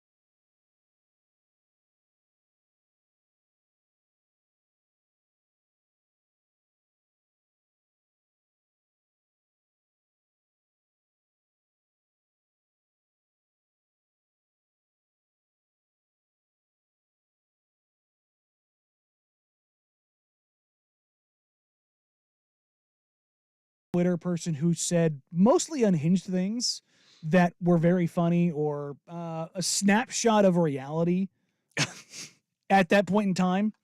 Do you remember the "gotta hand it to him" tweet? No. I probably do. You'll say it and I'll be like, oh, yeah, I remember that. But no, I don't. Off the top of my head, I cannot say that I do remember the "gotta hand it to him" tweet. So there's one tweet that he had. He said the gist of it is, in clarification of my previous tweet, you do not always have to hand it to him, R.E. ISIS. Jesus. Wow. Yeah. Okay. And I say that tongue-in-cheek with what I'm about to say. Sean McDermott, head coach of the Buffalo Bills, in a motivational coach speech, whatever you want to call it, with his team, told the entire team they needed to come together. And then he used a very, the word that I want to use, I can't say on the radio. We'll call it violently dumb analogy, where he said the terrorists on September 11th, 2001, where he cited the hijackers as a group of people who were able to get on the same page to orchestrate attacks to perfection. One by one, McDermott started asking specific players in the room questions. What tactics do you think they used to come together? A young player tried to methodically answer, what do you think their biggest obstacle was? A veteran answered, TSA, which mercifully lightened the mood. That is brought to you by Ty Dunn of GoLongTV.com. Ty Dung. That would have been a better name. Yeah. No, Ty Dunn, and I talked about this yesterday. The Buffalo Bills appear to be a team that they are losing all the faith in Sean McDermott. And you can't really figure out what the disconnect is, but they do. That is not a team that trusts their coach. Because, look, when you fire your offensive coordinator after your defense is giving up points left and right, you're blaming your offense for not doing enough. And then you fire your offensive coordinator and the defense gives up 40 points the next week. There's a disconnect there. And it just feels like they're not all pulling in the same direction. Ty Dunn now has a 3-part series that he released this morning on what is going on in the faith that is being lost in that Buffalo Bills locker room. And that story right there is one of several that are just shared about a disconnect with Sean McDermott and being able to connect with his team. But that is there's even more there, because it's like, what person in their GD right mind goes, you know who all work together? The terrorists of 9/11. If you wanted to make an example in that vein, SEAL Team 6 killing Osama bin Laden, which is still an unhinged example, but hey, their helicopter crashed on landing. They alerted them as they were getting there. Like, it was at night, using a prototype helicopter that had stealth reflectors, and they had to go through a building that was 5 stories tall, had unique opportunities and challenges. Like, there's another way to go about this where you're not framing it about the freaking murder of 4,000 American civilians. This is akin to the several people who get criticized, get dragged, get canceled, get fired from their jobs for being like, you know who's a good leader? Hitler was a good leader. You know, it's like we see Mao. We hear that. Yeah, no. We see you that. hear it with Mao, and you hear it with Mussolini, and you get like, what is not connecting in your brain to be like, that's not good. Apparently there was another one too, Charles Manson, where he really rallied those people together. Rallied the troops. Apparently there's another story that was shared with Dunn that he relays about how there was a woman, and he related it to Western New York, right? Buffalo, close to Niagara Falls. And he related a story of, there's a woman who accidentally drove her car into the river, and her car was going, and she was about to go over Niagara Falls in her car, but a rock stopped her car about 50 feet from the edge. And all of the workers, the fire department, the EMTs, every rescue personnel was summoned to Niagara Falls, and they tried everything they could to get that woman out. And they used teamwork to get that woman out.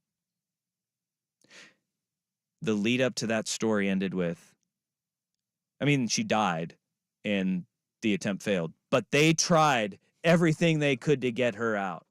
And Dunn is like, these are the examples of the speeches that Sean McDermott is giving his team to try to motivate them, and it's all just falling short. But then you take like his inability to connect with his team even on that level, but then everything is to blame. The man's a coordinator. Offensively, everything you're telling me right now is this is not a leader of men. But he blames the offense for everything, right? Everything is blamed on like the offense not doing enough. Pay no attention to our aging defense that just is a sieve and gives up points left and right, and nobody can seem to stay healthy. He's firing, Ken Dorsey. It's all a blame put on something else except for him. And that is like the biggest thing, is that every piece of deflection in that organization is around everybody but Sean McDermott. And you can see like it's a really good 3-part series. It's really stinking long, but it is a good read to kind of, if you ever wonder how a team can get so close but still remain so far away, and you go, where is this disconnect? A lot of it starts with the leadership. And Dable was the guy that kept it all together. Well, Daboll, because one, the offense, they were beyond blame, right? And apparently, like after we know the Mahomes in the AFC Championship game, right? Mahomes goes down, or no, it was not the AFC Championship game. It was the divisional round where he goes and Josh Allen engineers a game-winning drive, and there was 40 seconds left, 42, no timeouts, and instead of pooch kicking to run just a little bit of clock off, McDermott made the call. We're going to kick it out of the back of the end zone, and Mahomes goes down the field and just boom, boom, boom, boom, scores. Yep. They lose, and they fall short. And the first thing that McDermott says was the offense scored too early. What? Insane. Look, like that is like the whole point of this three-piece series is, look, McDermott is the blame. Yeah. Like he's the guy who continues to We're make all the mistakes. trying to find the guy who did this type writing where it's like we know who it is. And here's that window's closing for them. It is. I don't like equivocating sports to war very often. I practice in both. But where I have always said that things line up the most is in leadership. I was incredibly blessed that in my entire time in the military, I had some of the best leaders imaginable. Legitimately, in talking to people across other branches and other groups, my leadership was fantastic. Leaders that aren't, guys that I know that served in other service branches and other units, worked in the same fields that I did, the stories I have heard, and the people that got killed because of not only decision-making, but fraudulent leadership, the inability to be a leader of men. And that is a real thing. Being a leader of men it doesn't make you a better person. It is just what you do. It is part of who you are. And not having that, look, to me, the epitome of that in the NFL is Mike Tomlin. Mike Tomlin is the leader of leaders of men. No matter what, they somehow, some way, scrap, claw, cobble, pile together something above competitive for, 16 straight years now? Yeah. Well, and that's I think that leadership all starts with the Rooney family too, because they've had 3 head coaches in 50 years. Pretty good. It's pretty damn good. They've got the eyeballs for it. They identify those guys. And that in itself is a trait, is being able to do that. Absolutely. Which is what, again, going back to what we were talking about the other day about the Carolina Panthers and Tepper's inability so far to either identify it or let it blossom. No doubt. Which, I don't know if we'll get to it today. There is a piece from The Athletic that dives into the Panthers that is a mile long that we need to dedicate some time to this week at some point in time. Absolutely. And I think that all of this kind of the comparisons that are going around Twitter, and this is 100% true, Sean McDermott is Michael Scotting this. Yes. He's Michael Scotting. Like his pregame speeches are just totally off the mark. You miss 100% of the shots you don't take, Wayne Gretzky, Michael Scott. That's right. That's what... He's more Michael Scarn right now. How much do you want to bet he stole this horrible story from somebody? I'd be willing to bet money that this horrible analogy he stole. It should be noted, though, that as part of Dunn's series that he's doing on this, it is from one assistant coach that was fired by Sean McDermott. Is his sourcing on it. But at the same time, I mean, he if can there's a corroborate the stories. shred of truth to any of it, Yeah. well, I think that we're getting a pretty clear picture of what Sean McDermott is and why they're 6-6 right now with the roster that should probably be, I don't know, At least at 8 wins. 8-4. Yeah. Yeah. At least. Yeah. Probably even 9-3. with injuries, because how many teams do we see that have been bitten by the The injury bug? Ravens are missing and half their roster, and they lead the AFC. You're damn right. There it is. All right, it is Thursday. It is hitting. They don't play in the AFC East. It is hitting in the 2 o'clock hour number 3, which means it's time to make our picks. We'll get to those and next. Come here and Danny and Dusty, 10 of the Fan.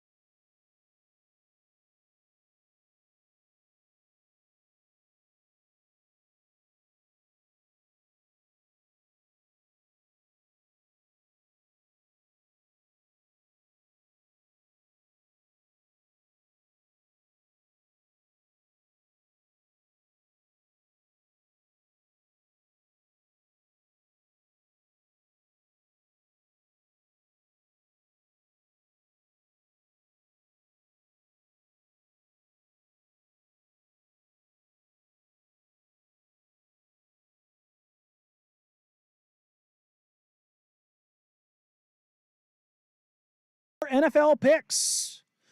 Fire up that sweet, sweet music, Jeff Rust. Let's do it. All right, last week I went an okay 3-2.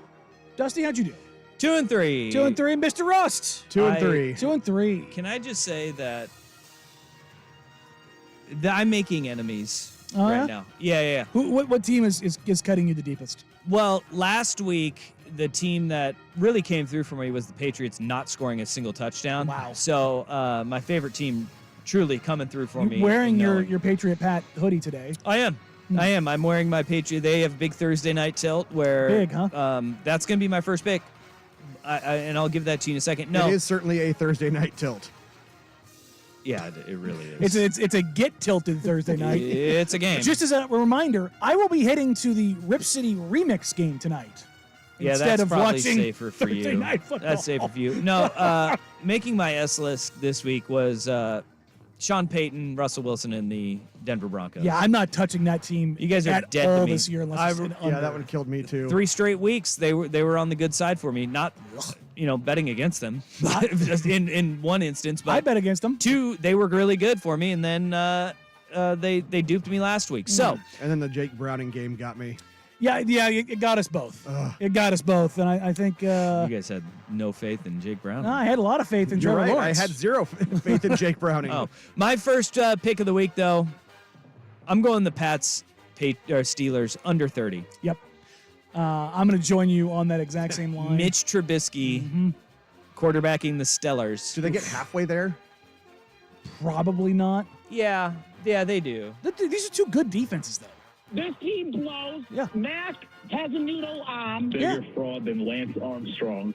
Yeah. All things are true. All Yeah. things are true. Jeff Rust in the commercial said he found on Twitter there was a. I assume this is a fake line. Who would it's have just a more? poll. Oh, It was just a poll okay. question, yes. I'm sure you can find a book somewhere that would give you this action. Who scores more, Giannis against the Or the Pacers NFL. in the in-season tournament, or the combined score of Steelers-Patriots, which again is 30. Look, that game's about to tip off Bucks and Bucks Pacers are Pacers. tipping off here in 7 minutes. Matinee basketball. Give it to me. It may be the safest bet out there. Giannis. I would take Giannis to double the score of Patriots Steelers if they gave me double money. Oh, okay. Yeah. that's fair. Yeah, I think we'd all be on No, board I'm with just- that. Yeah. I Yeah, mean- let's do it. I would take that in a heartbeat because I think 17. I think Giannis doubles that. The Pacers are the worst defense in basketball. I think we're looking at I think Giannis is like 36. I think we're looking at 12-6 tonight. Yeah. I was going Yes, that is 7-10. That is 6 field goals, folks. Just nothing but kicks. Nothing but kicks. I'm going with it. Again, I'm riding with it. Bailey Zappi and Mitch Trubisky. Jeff Russ, what is your first pick? Well, the Houston Texans have not been kind to me lately. Have you been picking against them? Well, no, I picked for them. The 1 week they won by 5. I had them at 5.5, and that didn't work out. And then, I say the Texans have been good to me, man. I went to go with the Broncos last week and pick against Houston because C.J. Stroud had that 4 interception game, and the Broncos couldn't cover 3.5. And anyway, so they're at the Jets this week, who Zach Wilson is starting for them again. Board. Yeah, Carcucci board. Anyway, the Texans are 3.5-point road favorites. Give me that one all day. All right. Road Indeed. faves. Pick number 2. Oh, you're also going, by the way, Yeah, under. Yes. on Yeah, the yeah. Pats Steelers game. This game just seems like it's too much for me. The line seems too high. The big lines, if taking the favorite, has not worked out well for anyone this year, which is a trend across the NFL. Oh, it worked out well for me last week with the Dolphins. It did not work out well for me last week with well, the Cowboys. historically, the public Yeah. is up the most it's ever been on taking underdogs in big spreads. Seahawks are plus 11. Holy catfish! I'm going to go the Seahawks, the second time they played in 3 weeks. They hung with the Cowboys. They did, but I just the Niners are coming off of emotional game Thursday night. You go and you rout the Eagles this past week. Now you're coming back home. I think that this game is the game where, look, don't get me wrong, the Niners I do believe win and win comfortably. Oh, yeah. 11 is a huge number in the NFL. It's still, I'm going to go Seahawks. That's to a cover 2-score plus game. That is field goal big. and a touchdown. That's massive. I I just stay away from lines that big. You know, my rule is anything over 6.5. I stay away from. For me, I am going to take the Lions -3.5 against the Bears. I had this exact same spread against the Bears 2 weeks ago, and the Lions barely eked a game of recognizable proportions out of it. I'm trusting the Fighting Dan Campbells to give me that -3.5. Dusty, I'm going right up against you on this one, except I've got the Niners at -10.5. Okay.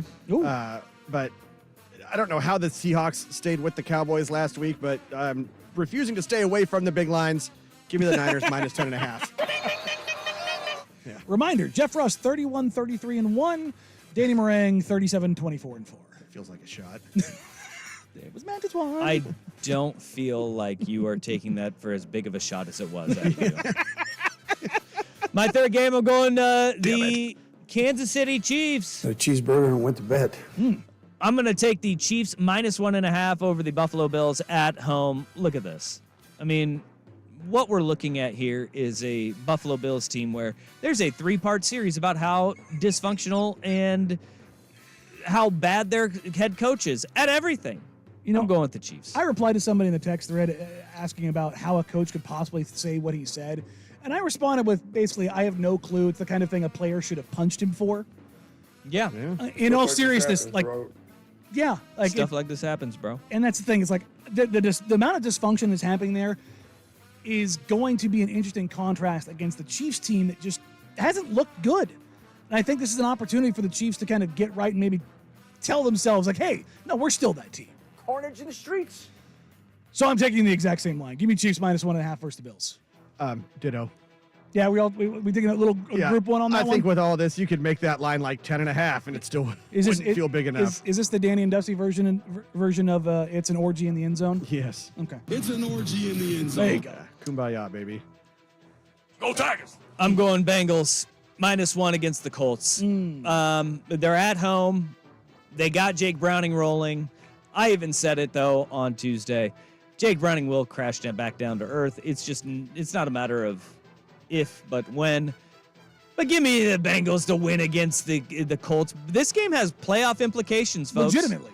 Like, backup bowl. You got, I know, and that's the crazy part about the NFL right now is that you have two teams that are sitting there. It's not just the 7-5 Colts and 6-6 Bengals, but right now you're looking at a Colts team that's sitting in the 7th and final playoff spot right now. The Bengals, though, see a gap and they see a window opening up. They are on a short week. I'm still going with the Bengals to cover because they're healthy in the right spots. I am going to go to my covering monsters, the Tampa Bay Buccaneers, +1.5 at the Falcons. Ladies and gentlemen, that is a road dog. The Bucs have been one of the best teams in the NFL against the spread. Vegas just can't seem to nail the Fighting Baker Mayfields down. They're a competent, decently run team, and the Falcons aren't. Yeah, no. So I'm going to take the Bucs to cover the +1.5. I'm going to Dallas, where they couldn't cover the spread against the Seahawks last week. Jalen Hurts may be hurt, but I'd take a hurt Jalen Hurts over Geno Smith still any day. So give me those Philadelphia Eagles as 3.5-point road dogs. I'm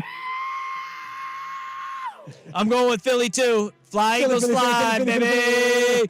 +3.5 at Dallas. This is solely built on I do not trust the Dallas Cowboys, and all the flack that the Eagles are getting, and rightfully so. They got run. They got embarrassed. This team is too good to be embarrassed like that. Their linebacking core was an absolute disaster against the San Francisco 49ers. They have to play with a little bit of backbone in this one, because if they don't, look, the spiral could be coming. This is a huge game for Philly. I like them +3.5. I'm going to take the Fighting C.J. Stroud. C.J. Stroud has not only wrapped up Offensive Rookie of the Year, he's been a tremendous quarterback. And as long as he is healthy enough to go, which everything points to him being okay, I'm going to go ahead and take the Texans -3.5. Road favorite against the New York Jets with Zach Wilson back in at quarterback. I just don't think they're going to have the offense to be able to keep up the Texans, which is not something I expected to say this season once. Wow! No cap.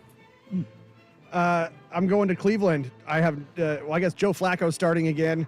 I mean, he looked all right. They still lost. He looked good. you know, and then Trevor Lawrence, supposedly a limited participant back in practice Yeah, today. Hank So is No. praying They for don't. touchdown Jesus, because I don't know about CJ Beathard. But still, give me those Jaguars on the road, 3-point dogs. They won 2 World Wars. 2 World Wars. That's one of my favorite drops too. Hard Knocks. They won 2 World Wars. 2 World Wars. Cleveland Browns offensive line coach. Drove a Maserati. That's the big guy, right? Yeah, big Yeah. Big guy. Yeah, Bob Wiley. He was great TV. I remember that. Bob Wiley, dead or alive? If he's alive, he's super alive. Like, he's living a good life. Bob Wiley is the offensive line coach for the Vegas Vipers of the XFL. Like I said, living a good life. He seems like a guy who has like a bread bowl at chili every day for lunch. God, you know what? I haven't had a chili bread bowl in God knows how long. And that just, you know when you say a food out loud and Yeah. you're like, that sounds perfect. Yeah, well, you're welcome. Yeah. Bob Wiley is tearing up Vegas buffets. That's all I know. Right? Like, that guy being the O-line coach for the Vegas Vipers just screams. That man is just in front of the line, and it's not like he's not at like the Aria. He's at like Circus buffet, front and center, 3 meals a day. I tell you what, right now, COVID didn't get us all, man. We came back. Our Vegas buffets made the comeback. Hey, God bless him. I was too. the God bless win him. for God Summer bless him. League, and that line was wrapped outside in the hallway of the You know hotel. what? Good for them. Right? You know, good for them. Yeah. It's absolutely fantastic. Just like all of our picks, which you can find us doing every single week, Thursday afternoon at 2 o'clock. Coming up next, the NCAA has, well, their blood's in the water, and the lawyers are lawyering. Danny and Dusty, 1080 The Fan.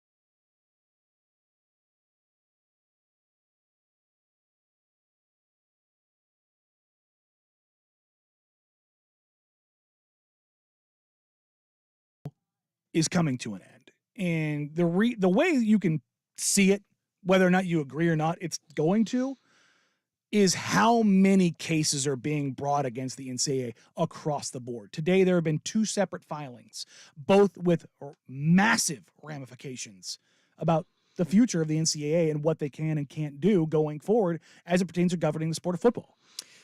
It is, and there's one that is being put out there by Jeffrey Kessler, and I think that the attorneys at play, even though like attorneys are, you just kind of roll your eyes at, but Jeffrey Kessler, remember he was at the Alston, head of the Alston case, which the NCAA lost, and then they also have Steve Berman, and those 2 attorneys have been the House versus NCAA in an antitrust case. That's the antitrust and case then that's the currently ongoing. Alston case was Kessler and his involvement in that, which he beat the NCAA on it to pave the way for NIL. They are the 2 attorneys leading one of them in three athletes from 3 different sports at 3 different universities, all private. Duke football player Dwayne Carter, Stanford soccer player Nia Harrison, and TCU basketball player, former Oregon Duck Sedona Prince, are all the athletes that are being represented by those 2. 3 different sports, 3 different conferences, and one bigger picture here that needs to be discussed, which is what they are asking for is essentially a pay-for-play compensation. Yes. And this comes, make no mistake, Charlie Baker, the president of the NCAA, released on Monday the new parameters of, a $30,000 trust for every athlete, that every school that opts up and into a program for a pay-for-play model, essentially. Which is crazy considering this organization, this governing body in the NCAA, was so against it they weren't willing to offer a penny just a couple of years ago, and now they're talking about $30,000 a year. Why? Because they're terrified and they know that the end is coming. But they were successful. And look, the lawsuits are nothing new. Multiple lawsuits against the NCAA for this are nothing new. But the Alston case changed the game. Yes. And there's blood in the water. That is where everything, the floodgates have opened up. And what they're saying is that this is a multi-billion-dollar industry. They deserve a piece of that pie. And that is significant in hand with the new proposal by the NCAA, because essentially the NCAA got ahead of it before this case was filed, and they can say, all right, put a pause to this because we can now move forward with, we're doing something in that realm. It will be better, but we do need to keep some sort of antitrust and an amateur-ish value around the NCAA. Soccer and women's basketball being a part of this, and football is a revenue generator, right? It's purposeful in who they selected. Women's soccer, and to a lesser extent, because it is becoming more profitable for some schools in women's basketball. Olympic sports don't make money. No. And that's what the NCAA will be able to lean on and will have a voice in this. Now that the transfer portal is open for everybody, because this is the ridiculous thing, is that the revenue-generating sports, they had different transfer rules. Yes. They still do have different transfer and there's rules actually, in other sports. That's the other part of this, is that legislation has also been introduced, or excuse me, a case has been introduced led by Attorney General of the state of Ohio, over anti-competitive transfer eligibility. They need to make a uniform transfer policy, because it does not make sense that you have to sit out a year for some sports and you don't for other sports, and the rules that they have against it because of the revenue generators, which are football, men's basketball, right? Like they can't be different. And I think that one has more legs than the antitrust one and the pay for play, because the NCAA is essentially saying, like, no, we're going to make that an option for schools, and they should make that an option for schools. And the thing is, what this legislation will do is it'll go, it's not an option anymore. It's going to be something that's required. And ultimately, what these cases are going to do, it may backfire on some of the Olympic sports that are getting in on this, because of the fact that they'll say, fine, football and basketball, NCAA, we are not going to govern those anymore.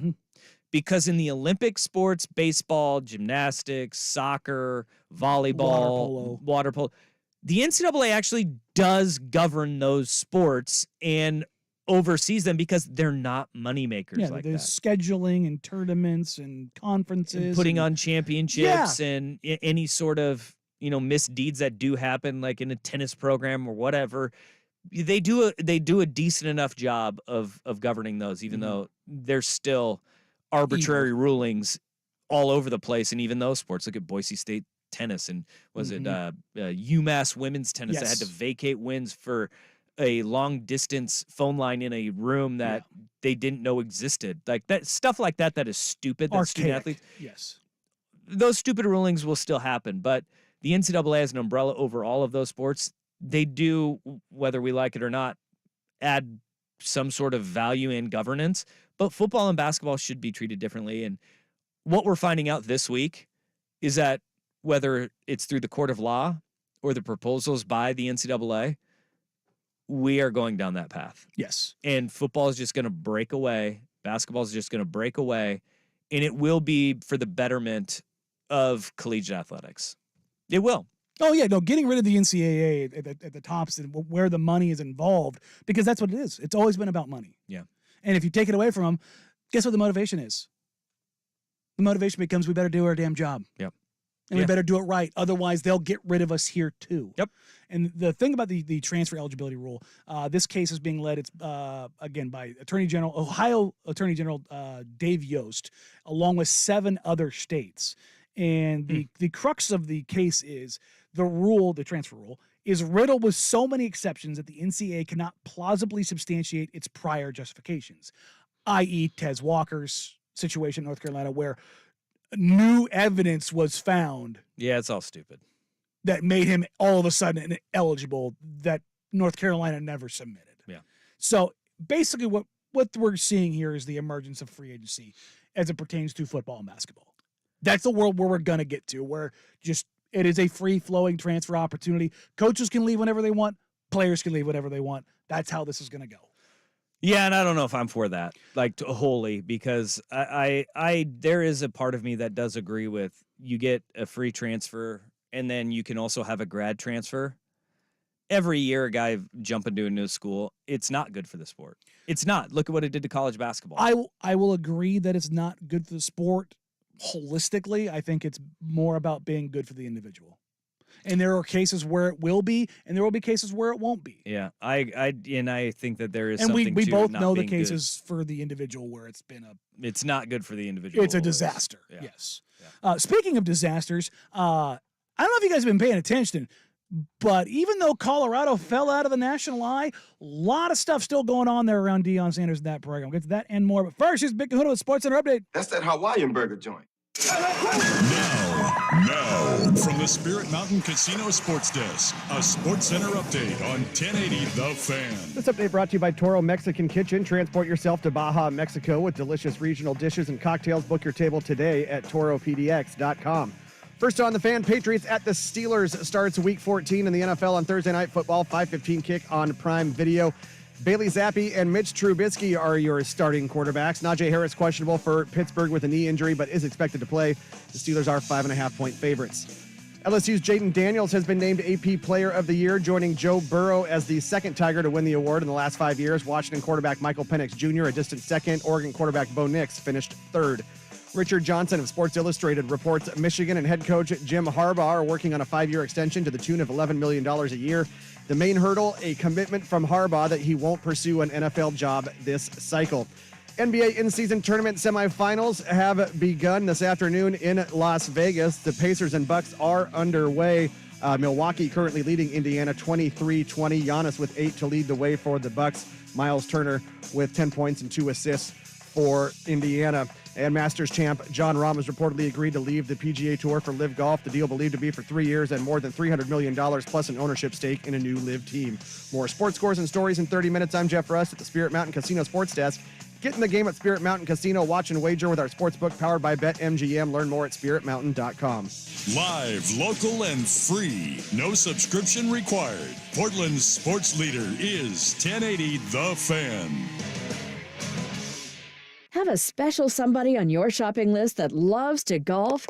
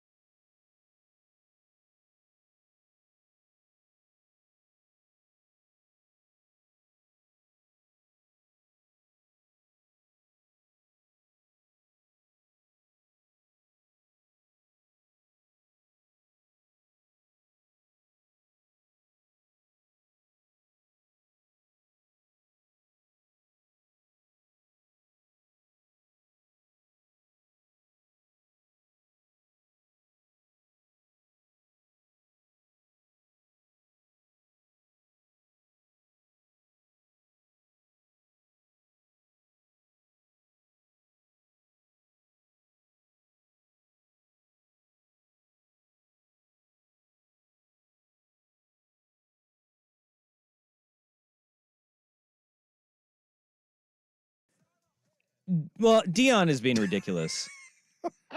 The guy who wears a sweatshirt that says "I ain't hard to find," the guy who had his own security team walking up and down the sidelines. Well, in yesterday he did an interview with People Magazine, and he said that he kind of wishes that they didn't have so many eyes on him. Wish they had a little bit more privacy in this first year. Yesterday is the same day that Amazon Prime released the season 2 of Coach Prime. Mm-hmm. He has a documentary being filmed about their season. He talks all the time about, I ain't hard to find. We ain't hard to find. We're here. The first 3 weeks of the year, it was, hey, you guys are either with us or against us. You don't believe in us. Mm-hmm. They asked for every single ounce of the coverage that they got. He had his own son as their social media director, who is consistently pumping up the narrative. And what Dion did is still impressive. Yes. 4-8 with a team that was non-competitive in every game last year. Doo-doo last year. It was so bad what they put out on the field last year. Probably one of the worst 10 programs in the country. And he did do a very good job. But when you say, I'm bringing Louis, when you cut your entire roster and you raid the transfer portal and you try to bring in every single guy and you, after the first 3 weeks, are talking about how great your team is, yeah, it's going to swing the other way. And that was part of the interview that he said he wished he had more privacy, that he went through more losing than he's ever had in his entire career. Mm-hmm. And that is also true. And this is like the big thing that I warned against when, everybody was riding that hype train through the first 3 weeks, is that see how it looks on the other end. It wasn't like when he was at Jackson State, they were running roughshod. They weren't undefeated. They didn't win the Celebration Bowl. In fact, they got routed by Southern University in the Celebration Bowl. And they dropped a couple games in year 1 that they should not have dropped too. You put the target on your own back. You're upping the level of competition. And we all knew that in the trenches, it just wasn't there. You add on top of that, he demotes his offensive coordinator, Sean Lewis, for reasons still unknown. But the fact of it is that he was demoted as the offensive coordinator after leaving a head coaching job to join your staff. Mm-hmm. And then he goes and gets a head coaching job at San Diego State after being demoted. Says a lot about Sean Lewis, the coach. Still looked at very highly. Offensive line coach gets it just drugged through the mud. He ends up bouncing and going with Sean Lewis. And now they have a new offensive line coach. They do. And this is an interesting one because you'll recognize the name. They're getting a lot of pushback because it's Phil Lodeholt, who was an offensive lineman for the Vikings. He's never been a position coach before. Mm-hmm. And they're getting criticized for that, like, oh, okay, you're going to talk about like upgrading that position room and you get a guy who's never been a position coach. Well, he was an offensive lineman in the NFL for 6 years. And also, this past year was his first year as a coach. He was an analyst for the offensive line at Oklahoma.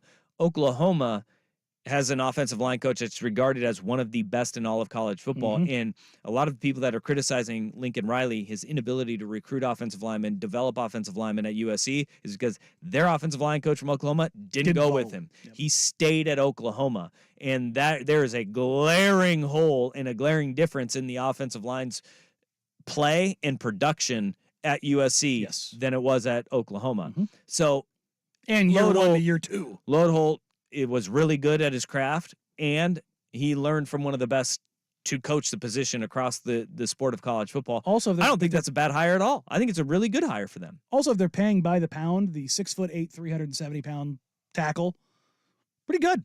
Well, it's pretty good return on investment if you're paying by the pound. Like Dion he's got the double-edged sword right now where it's cutting against him with the fact that, all right, I asked for privacy, which is ridiculous after calling for all of the attention in the world. Which is going to be funny when he asks for more attention when he's not getting it again. But the other side is now he's cutting back at people like me who said you need to be able to recruit the offensive line because he gets Jordan Seaton commitment today, the number 1 offensive tackle in the country, who from IMG Academy. And in Florida. They win that recruiting battle against all of the heavy hitters, including Oregon, Ohio State, Texas, Georgia, Alabama were in on this guy. And he goes and he makes his commitment on Skip Bayless's show. First, I don't know what it's called. Whatever Skip First Things Bayless' show. First? Nah, No. I think that's the other one. Skip Bayless' show, Yeah, whatever that's. It whatever. doesn't really matter, does Yeah. it? On that show, he announced his commitment, but also they're making a push to go and get Oregon commit Jaquan McRoy, who's been committed to Oregon for a while. He just took his visit to Colorado. And like that is, look, you should be a little bit worried if you're Oregon because he said he wants to play. He wants to play right away. Which you will there, and it's also Oregon, you're gonna have to wait your turn because their offensive line room is gonna be losing some. They're still pretty loaded. yes. I mean, you've got the Connerlys of the world who are still incredibly young, who are going to be spending time there. Yup. But also, this is very true as it pertains to Deion. Deion Sanders gets a kid in the room. Mm-hmm. He's a closer. He has shown that he is electric, and he can point to the rings. Saban can point to the rings on the table in college football. Deion can point to the Super Bowl rings. Do you want to be a next level guy? Do you want to be this guy? I've been to the top of that mountain. I can tell you what you need to do to get there. I'll tell you what, the Big 12 is going to be a lot better for him to actually produce something because this year, I think what a lot of coaches are doing is like, yeah, he can tell you that, but did he do it? And that's the big one right there is that he didn't in year one. And actually when it went south, it went really south. And the finger pointing started to happen and he demotes his offensive coordinator. Those are things that it's your counter recruiting. Recruits may not notice, but every other coach in the country is going to be pointing it out when they get into when those recruiting battles start getting a little bit bitter. That's what it's going to come down to. And this is not to say that like Deion isn't going to have ammo on everybody else either. And that's the world of recruiting. It's the dirty side of recruiting, but it's like good and bad with Deion right now. You get a number one offensive tackle in the country, top 300 prospect, best uncommitted prospect remaining. He said, I'm heading your way. You may be able to flip one from Oregon to come back your way as well. That's all huge for Deion in Colorado, but this is going to be really interesting to see the growth from year one to year two because he is still a damn good coach for everything that has gone against him and what people have kind of trying to knock him down a peg for. He's still a really good coach, and that team had massive holes this season, but he tightened up so many of the other holes in that program that they have a great foundation moving forward. It's going to be interesting to see what this all ends up looking like and if Deion Sanders ends up being a guy that stays at that school for more than 3 years. I always kind of marked it as 3 years. And is he going to be a guy that's got both feet grounded there, or is he looking for the next step up again? And he says that he's not, but shoot, like I really will. I think Deion will be a better coach when his kids aren't on the roster. When Shedeur isn't the quarterback getting smashed back there, and Shiloh isn't a safety for him. Yeah. Like when I think it'll actually be more beneficial for him and the Colorado program because that's why you demoted Sean Lewis, right? It's because your kid was getting killed. Pay no attention to your defense giving up 50 a game. Nope. It was because your kid was getting killed, and the offense was wildly productive. Speaking of kids and dads being their coaches, did you see Gunnar Gundy? Number one, Mike Gundy named his kid Gunnar. Have you seen Mike Gundy? He is a man who is 40 and has a mullet. I mean, you named your kid Gun. If that guy doesn't have a safe full of rifles, I mean, who does? But he entered the transfer portal. Well, yeah, don't want to play for your dad, you know? Right. Just get out of there. That's a little bit wild. All right. We'll come back and we'll wrap up today's show. Hand you off to Isaac Suk. Quick question. Think about this real quick. Things you'd rather do than watch this absolute show of a football game coming up here on Thursday night. Danny and Dusty, Tinny the Fan.